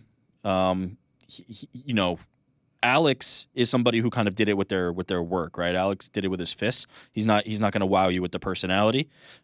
People are starting to come around to him, but Cedric can talk the talk, walk the walk, style in the cage. He's the ultimate showman, and he's really damn good. So if I was Bellator, PFL 1, I'd probably be on the hunt for him right now before UFC decides to come back to that well. PFL Europe, maybe get him. Like I don't know what the delay has been with the UFC. He was on that Paris card. He got off. He sent some tweets to Dana White. I don't know if that's the offending. Was he rude? Incident. I think he said something to the effect of like, it's not a show without the best anyway. So like something that kind of like makes it like he's the big attraction. I don't know if that's it, but I feel like Dana likes that kind of stuff. Somebody needs to snatch this guy up like ASAP. He needs to be fighting for a major MMA promotion. I don't know what the holdup is. I like your usage of up the wazoo, by the way. I feel like that's Helwaniism. I just actually looked up like what the origin of that is. Like if it comes from something, there's no real good answer, to be honest. I almost don't want to dive deeper. Bless you. Wow, is that the first sneeze that I've ever had on the show? Yeah, it might be. Wow, I've never had a sneeze. So much going on here. Next for DJ Frankie Frank. What is your go-to track if you need to feed some energy into a crowd? Maybe a little girls just want to have fun, perhaps? Color Me Bad's I Want to Sex You Up. Sing it for us. I don't know that one. TikTok and You Don't Stop. Keep going. I Want to Sex You Up. Ooh. There you go. GC, in honor of our fallen brother, Jed Meshew, and his $1,000 loss on Valentina, I'd like to ask, what is your biggest loss on a single wager? The most you've put on a single bet and lost in terms of unit? I'm not like the huge money guy, like where like I would never put $1,000 even on a minus 700. I just wouldn't do that. There was one time where I was riding so hot it felt like I couldn't lose, and it was like the highest my bankroll had ever gotten. This was when the Columbus Blue Jackets were going for the NHL record. Most wins in a row was like 20 or something. I want to say this is 2017, and like the bankroll was big at the time. I unloaded like $500 on them playing the Washington Capitals, like minus 110 each way. I was like, they're gonna get the record tonight. It's gonna be incredible. Got me and all my boys on it. We went to a bar to watch, and they lost 5-0. Yeah, that is annoying. I wasn't expecting a hockey story for this one. Yeah. I mean, I'm not really the guy that like just fully unloads the clip like that. I like to keep it even keeled, because I'd just be too nervous. Yeah, I know. I don't blame you. I get nervous for a $5 one. Finally, Mr. Knows, my question for you is another pro wrestling question. Which big wrestling star could you just never make a connection to and question why they were so popular? For me, it's Randy Orton and Kane. Just didn't see what the others do. So what about you? Thanks as always for the entertainment. As always, fellas, the 10 plus hours of the MMA Hour plus no bets barred a week make truck driving in Australia fly by. That is pretty awesome. I was never a big Ultimate Warrior fan, to be honest. That's one that comes to mind, the late Ultimate Warrior. I know a lot of people loved him. I don't know. Sacrilege. It was just a lot of stuff. It was a lot of yelling and running and yelling. But he looked so cool. Yeah, he did look cool. But the skill set, like the repertoire wasn't really there, Just wasn't my thing. Finally, Christian. Yo, Ariel, need some personal advice from you and the team. Been with my wife for 15 years now, and I'm running out of ideas for birthdays, anniversaries, and Saturday nights with no kids. So in the spirit of crowdsourcing, what's the most romantic thing you've done for a significant other? P.S. My prediction, GC runs away with this. Frank's a dark horse. Rick says define romance and ultimately thinks it's a social construct and refuses to buy into it. Wow, that is amazing. That I must say that's very good. The way they've laid that out is very good because you would expect that from me. Yeah. And I'm at the point in my relationship where we're kind of like, gifts. We're saving cares? toward other things Yeah. and kind of move that stuff to the side. But I will say, in my day, inspired in that way. I'm I talked about it. I'm not the text person, but I'm a good gift giver. Right. But that's very funny. And it is a social construct, and I don't believe that you need to be pressured into giving somebody a gift like that. Is GC the dark horse here? I thought Frankie was. Oh wait, what did he say you were? I closed the thing. The runaway. The runaway. Sorry. Well, here's the thing. If I may, Please. Rick is married. How many years? 6, 7? 7. I'm married, something 8. like that, and I've been with my wife for 16, 17. Frank married. How many years? Oh, I'm not going to answer that. That's too personal. 5.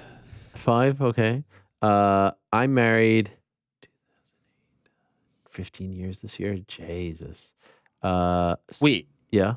Oh, but you were with Jacqueline for long. Oh yeah. Yeah. Known each I other. mean, there's got to be something in the history of Don't that sit on my bed. relationship that was like, you just schmoozed her hard. Like, Yeah, why? really pulled out the big guns. Oh, for sure. Oh, I got a story for you. But the Yes, point is, I'd love to right hear it. now we're all in the mode where it's like, all right, you're still in the courtship mode. So I feel like you have to be on your P's and Q's. No, I'm not saying like you have to do like elaborate things, but it does get a little different, post kids, post multiple years.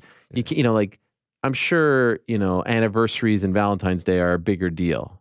Here we're like, oh yeah, today's anniversary. You know what I mean? Am I wrong? Yeah. So you probably have more modern examples, more recent examples than us. More modern.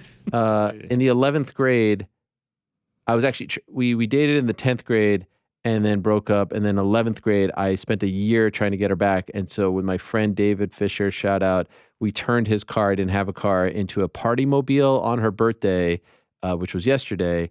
Happy birthday. Thank you. We decorated his car with balloons and streamers and drove to her house. And I thought in my crazy mind that this would be the thing to win her back. Now, shortly thereafter, I did win her back, but it's never been confirmed if the party mobile. But I kind of thought in the moment it would happen, and it didn't. I kind of got like a thank you and a hug, and was looking for more of a confirmation of like a pact. But it felt like a very romantic thing to do, if I'm being honest. Yeah, for sure. When you and your buddies come up with it, it's definitely romantic.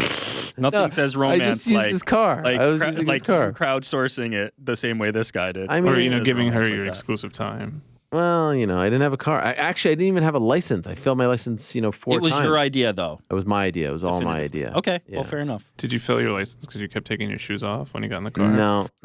I got a little nervous. That would be weird. No, shoes off in the car is Yeah. gross. Got to keep the shoes. That would be weird. No, I would just get nervous. I don't know. It's a weird thing. I felt prepared every time, but I would just kind of buckle under the pressure. Ugh. But go ahead. I have some general tips. Yeah, go ahead, right? please. Number one, throughout the year, just anytime they're talking about what they want to do or like, write that down. Just don't great call, keep the great call. notes, right? My wife has Bulleted list wanted like this or- particular hair styling thing.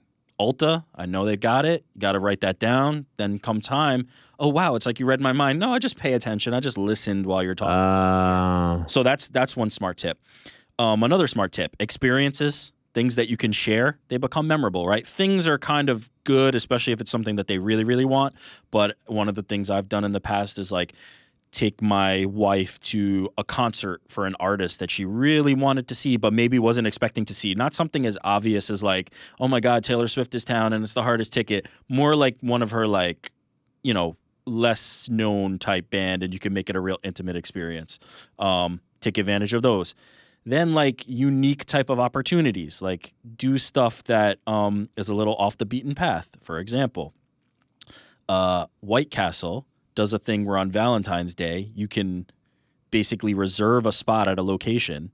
And we had rented a White Castle all to ourselves. And this is free, by the way. You can just do this. I don't know if they do this anymore.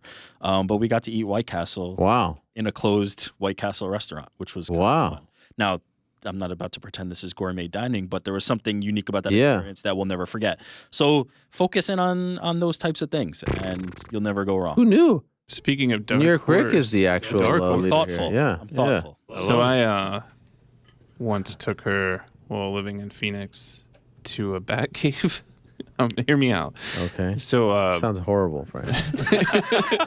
in the Scottsdale area, there's a bat cave that every night at like 6:30, right when the sun's going down, the bats will start coming out.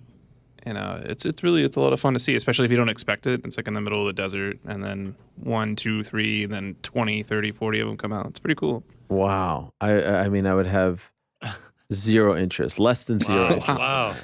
Bat cave? I could care less, Ariel. Oh my God, that is horrible. I actually Wait, so that's the most romantic thing you've ever done? Yeah, that is weird, mean- bro. That's dark. I actually have a decent one. Okay. It kind of yeah. it kind of goes off of Rick's thing, like listening. There was this pair of shoes my girlfriend wanted very bad. She just kind of dropped hints. I never asked the shoe size, anything like that. Sketch. Actually, I had to sneak in, find the shoes. Right. The shoe size, landed it. Get them for. We go to dinner. This actually, plays nicely with the most money I've ever lost on a bet. Super fancy dinner. She's like a foodie type. The restaurant, the chef was like had one Iron Chef, very renowned guy. It's you just show up and he makes the meal. You don't order off a menu, anything like that. Prefix price. So I thought. And then as we go through the meal, like there's these little add-ons and they're charging you for water and then they charge you, obviously extra for alcohol and then desserts are extra and everything like that. And by the time I got the bill, it was so much more than I thought it was going to be. I had to have turned pale as a ghost. It was so expensive. Like What are we talking? I mean, we're talking like a $400 Oh, dang. meal. All right. And like I was expecting like $150, Yeah. something like that. And I never told her about this, that I had like freaked out on the inside. I just threw the card down until like 2 years later. And she, it's a funny story. We look back. Now, does she still remember and love that meal? Like, love the meal. The meal was unbelievable. It was things that I had never tried. Sasabune? Crazy textures. No, but I did go to Sasabune with her as well. That was a great experience. Not 400. Not but worth 400. We did sake on the train for that one. It was a nice, quaint New On the York. train? Oh, because you were coming from... Coming from here, yeah. Right. Oh, that train. Okay. That's very New York. Great time, though. The most romantic thing I ever did is not replicable. Or, I mean, it is replicable, but not by this person in particular. Why not? Because it was my proposal. Oh, I was just going to say my proposal. You go ahead. I was going to say, none of y'all. Yeah, I was just going to say my proposal. Yeah, well, this person's already married, so it's like, That's true. It's not really imparting great wisdom, but I proposed to my wife on the phone. Oh, my God. Yes. I wasn't I a contributor to this? Were you? Yes, of course. I forget. Oh, I called you? Yes. Okay. Lord.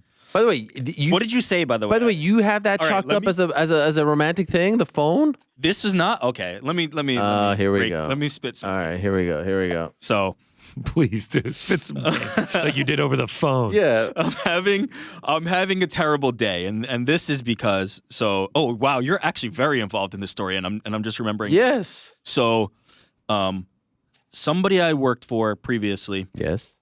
I worked in a smaller startup at the time, and there were some personal tasks combined with work stuff that were part of my responsibilities and things like that.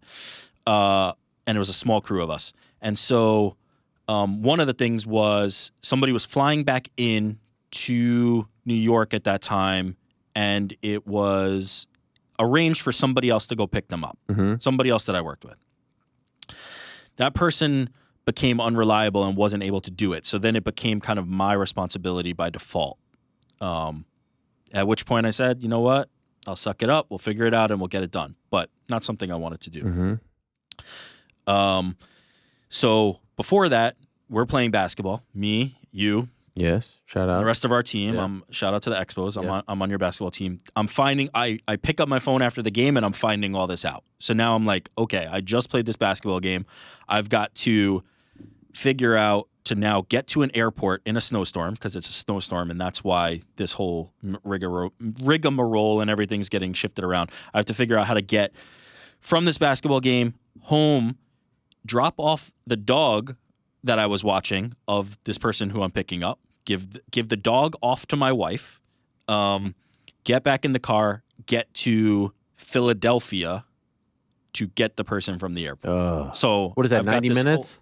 I've got this ordeal, maybe like 2 hours and in a snowstorm. I get home. I literally don't shower after this basketball game. I pick up the pup, throw it to my wife, and say, "You've got to watch the pup. I'm on my way to Philly. I'll be back as soon as I can." Hop in the car, on my way to Philly, thinking life is miserable. It does not get worse than this. It was one of my worst days. And not, I remember it's this. just the situation. Yeah. I call Helwani, and I'm like, what do you think? I think the only possible way that this terrible worst day of my life could get any better, the only positive that could possibly come for this, I'm still on the road, I'm not even there, is if I got the woman who I love to marry me. If I'm able to convert this to something positive. And what did you say? I mean, this is where I don't remember. I think I said just go for it. You say, okay, so then I got some good counsel from Helwani. I call her on the phone. I say, look, I explain the whole situation because I literally just threw a dog at her and left. She doesn't know any of what's going on. I tell her the whole situation.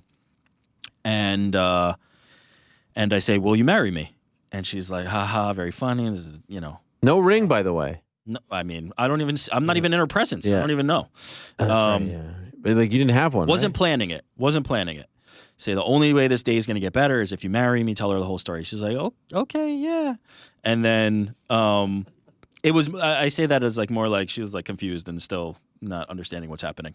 Go to Philly, pick up, driving back. Give somebody else who's stuck in the snowstorm a ride as well. We're making our way, and then at some point stop off and get like a little junkie ring, like a what? Like a 25-cent like junkie thing. A junkie ring. Like I've never even heard of that. Oh, okay. Sorry. Like a trashy like little like plastic. I got it. Piece of junk. Get home, propose properly, and we're off from there. Does she love that? She likes the story. I like the story. Because That's all that matters. There's something romantic about the idea of you're like down on your luck. Yeah, despair. the worst possible day became the best day. That's true. And there's something that is beautiful, romantic in a broader meta sense of the idea that like throw in some day could be bats and some completely turned around. cheese. You get a great day. Yeah. That's called a callback, Frank. I like that. Sarah Silverman talked about that on Sunday. She brought shout it. out, like, 6 out of 10. Yeah, she said that's a callback. No, that is nice. I do remember that day vividly. I remember the phone call. And you're driving, and it was like 9 or 10 p.m. You're driving, and I'm like, wow, you still got. And I had just seen you an hour before schwitzing my butt off. Did you get a chance to take a shower before? I did not. Oh, that's even worse. You're all sticky and stuff. Oh. I drove, so I end up. What I probably got home like 2 a.m. That's the first time I got to hop in the shower. I did the real proposal, and then hopped in the shower. Oof. But it was the best day of my life. No, now it is. Yeah, it would have been the worst. Turned it into the best. That is tremendous. My proposal, very quickly, I was doing my own website, jerrypark.com. There was an event coming up in Dallas, HDNet Fights 2. That's how old I am. December of 2007. I told my wife I was going to Dallas to cover this event, but in reality, because I couldn't think of anything more believable, in reality, it was happening in 2 weeks. I got on a plane. Instead of going to Dallas, I went to Montreal. I asked her parents if I could marry her, went to dinner. They said yes. Took the 6 a.m. flight, landed 7:30, 7, I don't know what time it was, got to our apartment, actually had like one of those like old school digital cameras and propped it up behind me, rang the doorbell of the apartment. She wakes up and is all sort of like bleary-eyed, and there I am on my knee with the ring and all that stuff. Way to go, that's man. How Caught off guard. Yeah, I feel like that. Shocked. She was shocked. Yeah, she was a little bit like, "What is going on?" She just woke up. Yeah. But I was Immediate like, yes. Or? I didn't go. She was like, "Can we think about it? Can we have some brunch? Brunch callback. Brunch. What do you want? Mimosa, tequila sunrise." Asking the parents, very traditional, very face to nice face. touch. Could have done. I was in New York. Could have done the FaceTime, whatever. Was FaceTime a thing back then? Probably not. 2007. Back when there were digital You cameras. barely had an iPhone back then. Yeah, you're right. Sheesh. I had like a You still have Motorola the Razr. SD card. Yeah. I don't even know where that clip is. Probably should find it. But yeah. Probably on what was it, Flickr.com? Flickr. I get Shutterfly. Remember that? Shutterfly? No. Shutterfly is more contemporary. Oh, there was. I was going to say my parents still use Shutterfly. Photo Bucket, yeah, that's the one. Photo bucket. Do you guys remember MapQuest? Anyone remember MapQuest? Oh, yeah. course. Yeah. Print them out. Connor, you don't remember MapQuest. Come on, man. What are you talking about? These are my very young days. What man. year did you graduate high school? 2012. Oh, wow. That is insane. Are you serious? Yeah. Rick, we were doing this show in 2012. Sometimes I literally see on the the show. really old clips and I'm just like, I was in 10th grade history class at that point. Not even knowing these people existed. How did this happen? All right. Shout out to moderator Lewis. Thank you very much for all the questions. Thank you to everyone else for all the questions. We got to make some picks now, friends. But first, a quick word from our good friends over at DraftKings Sportsbook. Oh, it's coming down this Saturday. It's all going down this Saturday. Where's the championship? I feel like GC knows this. Houston, H-Town, baby. It's all going down as the top college basketball teams are gearing up for an epic finish. Get in on the action at DraftKings Sportsbook. New customers can make a $5 pregame moneyline bet and score $150 in bonus bets if their team wins. DraftKings will be featuring parlays and odds boosts for the rest of the tournament. Download the DraftKings Sportsbook app now. Sign up with code VMAR. New customers can bet $5 on any pregame moneyline bet and get $150 in bonus bets if their team wins. That's code VMMA Hour only at DraftKings Sportsbook. That's 21 and older in most eligible states, but age varies by jurisdiction. See DraftKings.com/sportsbook for details and state-specific responsible gambling resources. Gambling problem, call 1-800-GAMBLER. In New York, call 877-8-HOPE-NY or text HOPE-NY 467-369. In Kansas, call 1-800-522-4700. On behalf of Boot Hill Casino and Resorts in Kansas, bonus bets expire 7 days after issuance. Eligibility and deposit restrictions apply. Terms at sportsbook.draftkings.com/basketball terms. I also want to tell you about our good friends over at HelloFresh. We love HelloFresh. They are great people, and I'm very, very happy that they are back with us. Clean eating, healthy eating. What's better than that? Taking care of yourself. That is unbelievable, and that's what I'm all about here. And guess what? I don't know if you guys know this, but Conor McGregor was here not that long ago. He was in the office looking for something to eat before the big interview. I said, you know what? We got HelloFresh here. They've stocked it up at the Vox HQ. HelloFresh is there whenever you need it to provide you and your family with delicious food to enjoy throughout the day. I told you, they send us the box. Salmon, chicken, beef, all the ingredients, nice little packaging. You got the frozen stuff. It's tremendous. Instructions, cooking, all that. Like, it's just, you have to be pretty bad at all of this, if I'm being honest, to not figure it out. It is very, very easy to make mealtime easy meals with delicious recipes. That was the word I was looking for. With fresh, wholesome ingredients delivered to your door. HelloFresh, by the way, now has 40 weekly meal kits to choose from, so you can treat yourself to exciting new flavors every week. Trust me, a lot of the people that watch this show, listen to the show, health conscious, training, trying to, eat right. HelloFresh is for you. I'm not joking. This is anyone that we tell you about on this show, we actually use. This ain't no fake, endorsement. You get the box. It's easy. You cook it. You get all the ingredients. Very easy. 1, 2, 3. Your family loves it. You're on your way. You can also customize select meals by swapping proteins or sides, or even adding protein to a veggie dish. And now you can even upgrade with organic chicken, which I got, and organic beef, which I got as well. Here's the most important part. Go to HelloFresh.com/the MMA Hour 60. The MMA Hour, the number 60. Use the code the MMA Hour 60. Why 60?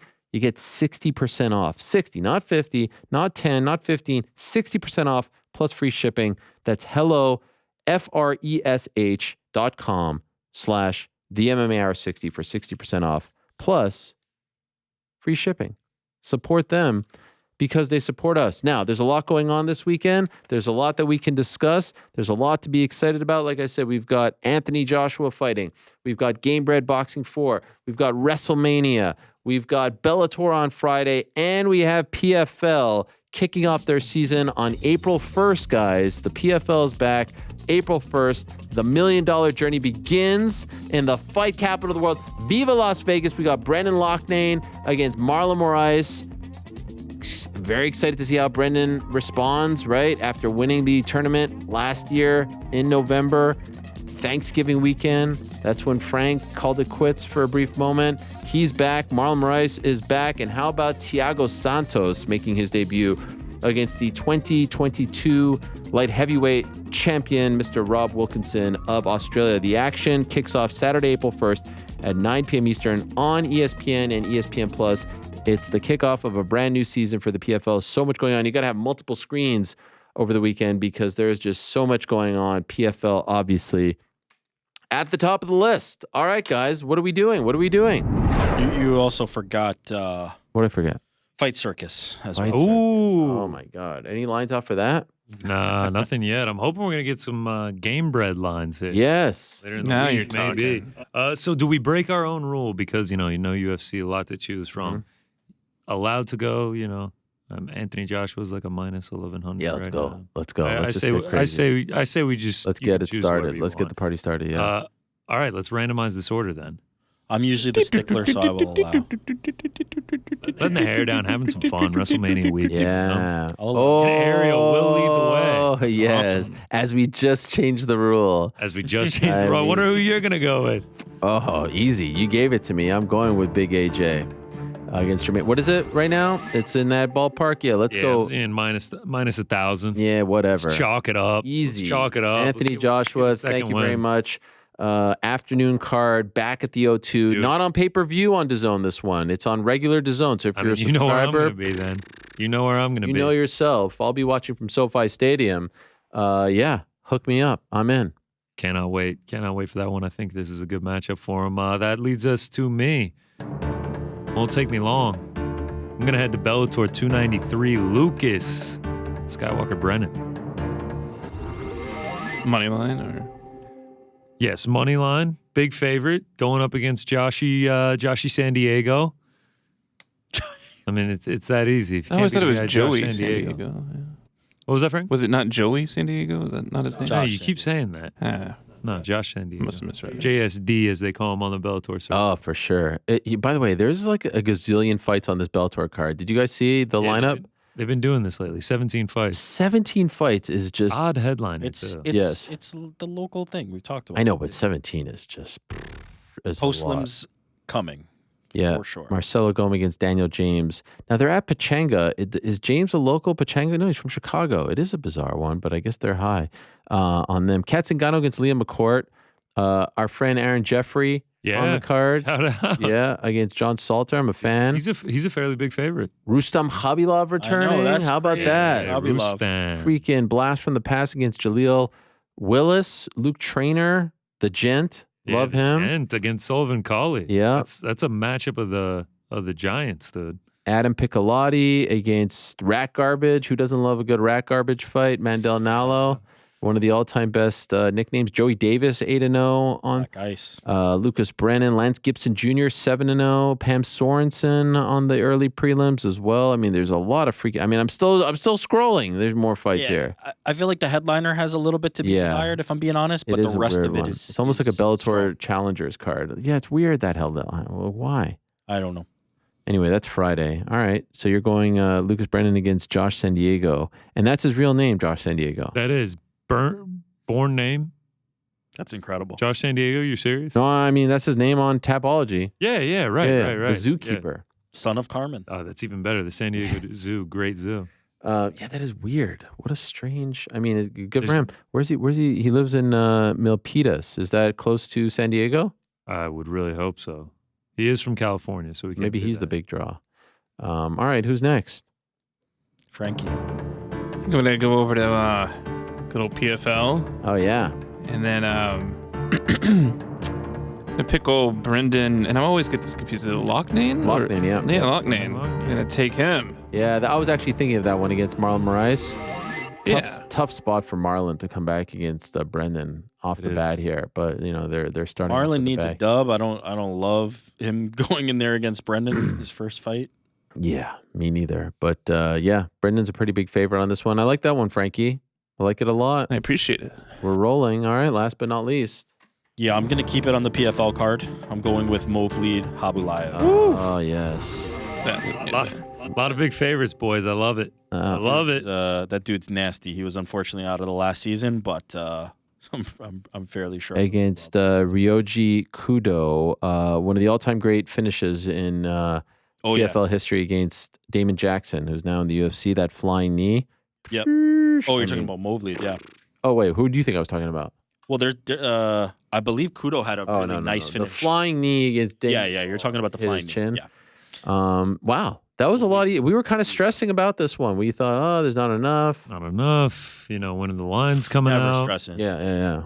Parlay Pals are back. 4 big favorites, 4 easy dubs. Let's go. Listen. Start the win streak. Let's just get the wins. We don't need something special. We don't need to get over under. By the way, best thing about this, none of this over under nonsense. Over 1.5. Ariel loves a money shit. line. I hate that shit. Honestly, I can agree with you after the It's too stressful, man. the Vergara de Silva. Yeah, you're one trying not to hitting like. this that weekend. It's too much. Aye. All right, what else you got? We were just talking about them. I do have a couple single plays, and then I need to pick the brain. You and Rick both. Oh yeah. Just the one single I have on Bellator, Rustem. You just brought him up. Khabilov, underdog, plus 145. Listen, he hasn't fought in a few years, but if he's anything like he was before, he went 10-3 in the UFC, just grinding that Dagestani wrestling style. Has trained with the best of them, has fought some of the best of them from the UFC. If he's anything like he used to be, there's just no way to tell, but at dog odds, I'll ride it. Jaleel Willis, yes, he did have some success against Kyle Crutchmer, picked up the win, who uses that wrestling style, but I think this is just a whole nother level. So I'm going to bank on him looking good in his return and cashing as a dog here. And then the other play, this is the Helwani hammer here. Gunther. Oh, yes. Intercontinental champ. Even money, baby. You told me that, by the way. I was shocked that he's a plus 100. Your face. I was shocked. I threw a couple out to you, and this is like my lock of the year. Wow. Yeah. But so this is a double down. This is a triple threat match. This is a triple threat. Yeah. With all due respect, Sheamus is at the end of the road. Drew, though. I don't think Drew's beating. Gunther is like the future, man. This guy. They should have done Gunther. I think they missed big time. It should have been Gunther versus Brock at WrestleMania, if you ask me. We're thinking Gunther can break the longest reign as Intercontinental champ. Which is what? Is that Macho Man or it's like 430 something days? I think he could be that guy. This guy ain't losing for a long time. Like he is. Wow. The next beast. I'm about to double down. By the way, double down to set up Brock and him at Royal Rumble. Yeah. Rumble, yeah. You know what his real name is? Is Gunther. Walter, legend. They changed it. Yeah. On the Indies, he was Walter. NXT, Walter changed it. All right, so a couple worth picking your brain. Yeah. All right, love so that pick, by the way. Thank you. It's all thanks to you. One that I think is fun, and it goes the whole weekend. Over under new champions 4.5. Oh. Okay. Helwani, give me what the title fight is. Okay, wait, I have them right here. Oh, I have them right here. They're on the screen. Roman Reigns, Cody Rhodes, undisputed Universal Champ. Okay, so wait. So I think Cody wins, yeah. Okay, so there's one new champion. Yeah. Charlotte Flair, Rhea Ripley, SmackDown Women's Champ. That's a dicey one. If it was up to me, I would give it to Rhea Ripley. Who's the champ? Charlotte. Charlotte is the champ. Okay. Rhea's the up-and-coming star. She's been amazing. I would give it to her, but I could see them keeping it on Charlotte a little longer, so that one's dicey. Okay, so let's just lean and say that's a new champ. I actually feel better about not a new champ. Okay. Okay. All right, yeah. All right. Bianca Belair, Asuka. No, Asuka. Can't you see? No, it's a tough one. It's a tough one. I say no. I say Bianca keeps it. Wow. Yeah. John Cena, Austin Theory. I say no. Cena's not sticking around. Wow. I say Theory. This is the match to get the Theory over. Holy big cow! And then Gunther, Drew McIntyre, Sheamus. Gunther stays. You're going with the under. And then Uso, Sami Zayn. So that gets us to 2. Uso, Sami Zayn. That gets us to 2. Yeah. And what is the line? 4.5. I go under. And I was leaning under. I go under. Oh, all right. That's gonna be Big my time. second. I like that might that be one. my only. That and Gunther might be my only 2 WrestleMania plays because that extends you for both nights. Yeah. I think I like that. What is the line in the main event? Main event. Let's see. Cody Rhodes. Do they have a big prop favorite. on The Rock coming? Not that I know of. Cody Rhodes minus 550. Oh wow. And what about the tag match? The tag titles? The Sami Zayn and Kevin man. Owens. It's a minus 4,000. Jeez. Let me ask you about another one here. Yeah, Brock and Omos. I think Brock wins that. What is that? minus 1,000 Brock. Seth Rollins, Logan Paul. Minus 500 Seth. Interesting. I wouldn't be surprised. Finn, the close one Yeah. that it feels like people don't really know. Finn Balor minus 140, Edge plus 100. I think Finn wins. Dominic versus Rey Mysterio. Dominic minus 150. Yeah, I think he wins and then he retires. Bianca Belair versus That's a close one. Asuka. Yeah, minus 130 Asuka. She's the favorite. What? Wow. Maybe they're getting behind her. I don't see it. I think wow. Maybe I lock in Bianca then. Well, maybe she's had the belt for a long time. Really? All right, so let's say that over under, even if you gave it to Rhea and Asuka, that still only puts us at 4. Yeah. You still want to go under, probably. Yeah, no. You go under. like I feel very good about that one. Okay. Very, very good. The under and Gunther, I think those are the ones?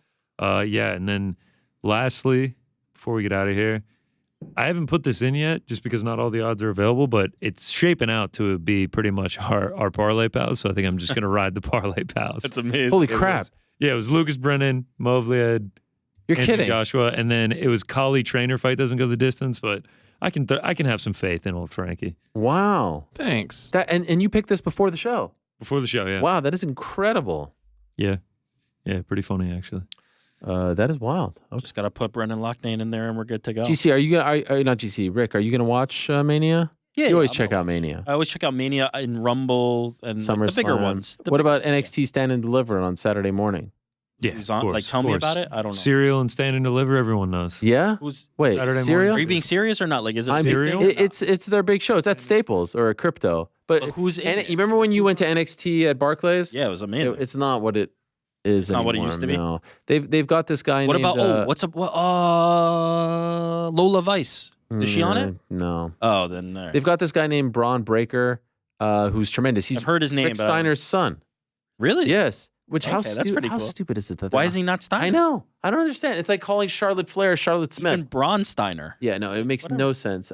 When is Lola Vice gonna wrestle? I think she wrestles on like the low. There's actually like a lower Then version of NXT? NXT, which is called Oh, like wow. NXT Up Next or something like that. Oh, Braun Breaker versus Carmelo Hayes. Carmelo Hayes is a big time star. Carmelo minus 200.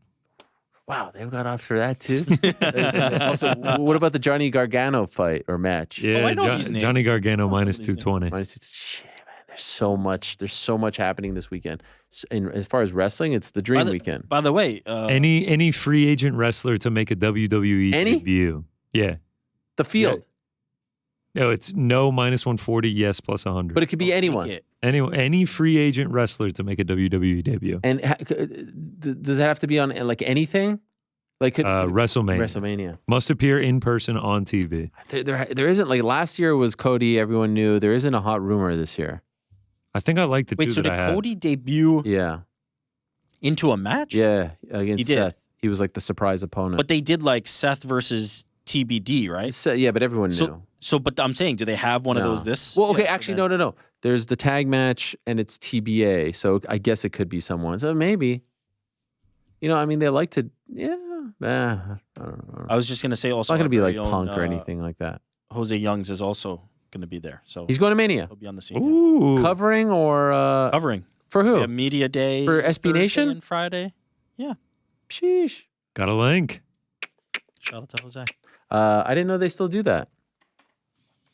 Mania's fun. I like it. It just feels big, LA, SoFi, American 39, Nightmare.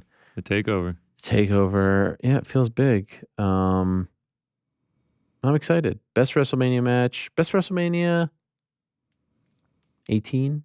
18 was Is that great. The Rock? I was there, yeah. Rock Hogan. Rock and 17 Hogan? was Oh. incredible. What you were there? Where was that? 18? Yeah. Toronto. I was like fourth to last row of the Sky Dome at the time. I went to the freaking, I remember that I went to the freaking fan access thing before, waited in line to take a picture with JR and Jerry Lawler. Waited in line that was like an hour and a half long. Waited in line to take a picture with Edge and Christian did the pose. You remember the 5-second pose? Anyone? No. Wait, now were you a fan of JR from like a character perspective, or also from like The a serious broadcasters. broadcasting? Yeah, I love the broadcasters. But like I'm saying though, when it comes to JR, right? Yeah. He's working in a sport that's predetermined outcomes. Sure. Like kayfabe. But there's also like skill and like broadcasting to that. Like, are you coming at it from that angle? Both. I Or, thought like, he was both? tremendous. I loved like Gorilla Monsoon. I loved JR. So it was like also Jerry Lawler. Like I loved the Andy, Man on the Moon. Yeah. All that stuff. So it works on multiple levels. Yeah, is what you're multiple saying. levels. That's Love cool. that stuff. Love that stuff. Yeah, no, I'm excited. Should be great. And just to let everyone know, because like we like to keep it real around these parts, next Monday there will be a show, but because of WrestleMania happening on Sunday, and there would be no chance that I would come back in time, even if I took I don't even think I would make it to the red eye. Maybe I could have made it, but like I would have been exhausted as all hell. Gonna do the show live. It will be live at 1 p.m. Everyone will be here, but I'll still be in LA. So a rare. Must be nice. Yeah. Actually, this has only happened once before. Now, I've talked about the on location, but we did do it where I did the live show from San Diego in between the Versus show and UFC 117. And Josh and company from the AOL days, which predates New York Rick, they were all back at the HQ. But everyone I think will be here. I will just be in LA. So hopefully the internet is good over there. Get a nice camera, a nice connection, be all good. And be on time. That's It's actually going to be a weird few weeks because then Wednesday, it's Passover. And so we won't have a show that following Wednesday. And then the following Monday, which is after Izzy and Pereira, I'm still going to be in Montreal for Passover with my family. So I'll also be on location. And there won't be a Wednesday show because usually I'm off for Passover. If you recall last year, I got COVID during Passover. It wasn't very fun. And then we'll be back. So you actually won't see me in this chair for quite a bit.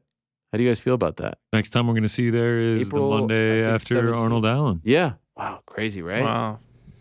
Yeah, that's gonna be weird. I feel like you guys are very quiet. Like you're almost disappointed in me. Like I've let you down. A little bit, yeah. I feel Read like the we were just room, laying Ariel. out, letting you. Yeah. I mean, Talk do a couple through it, extra but, shows. I'm gonna sit in Connor your show, chair while Frank's you're show. gone. Nice term there, laying out. Like and that. just letting you. By the way, All feel that prime free. is ours too. Yeah. Well, you've already made that known.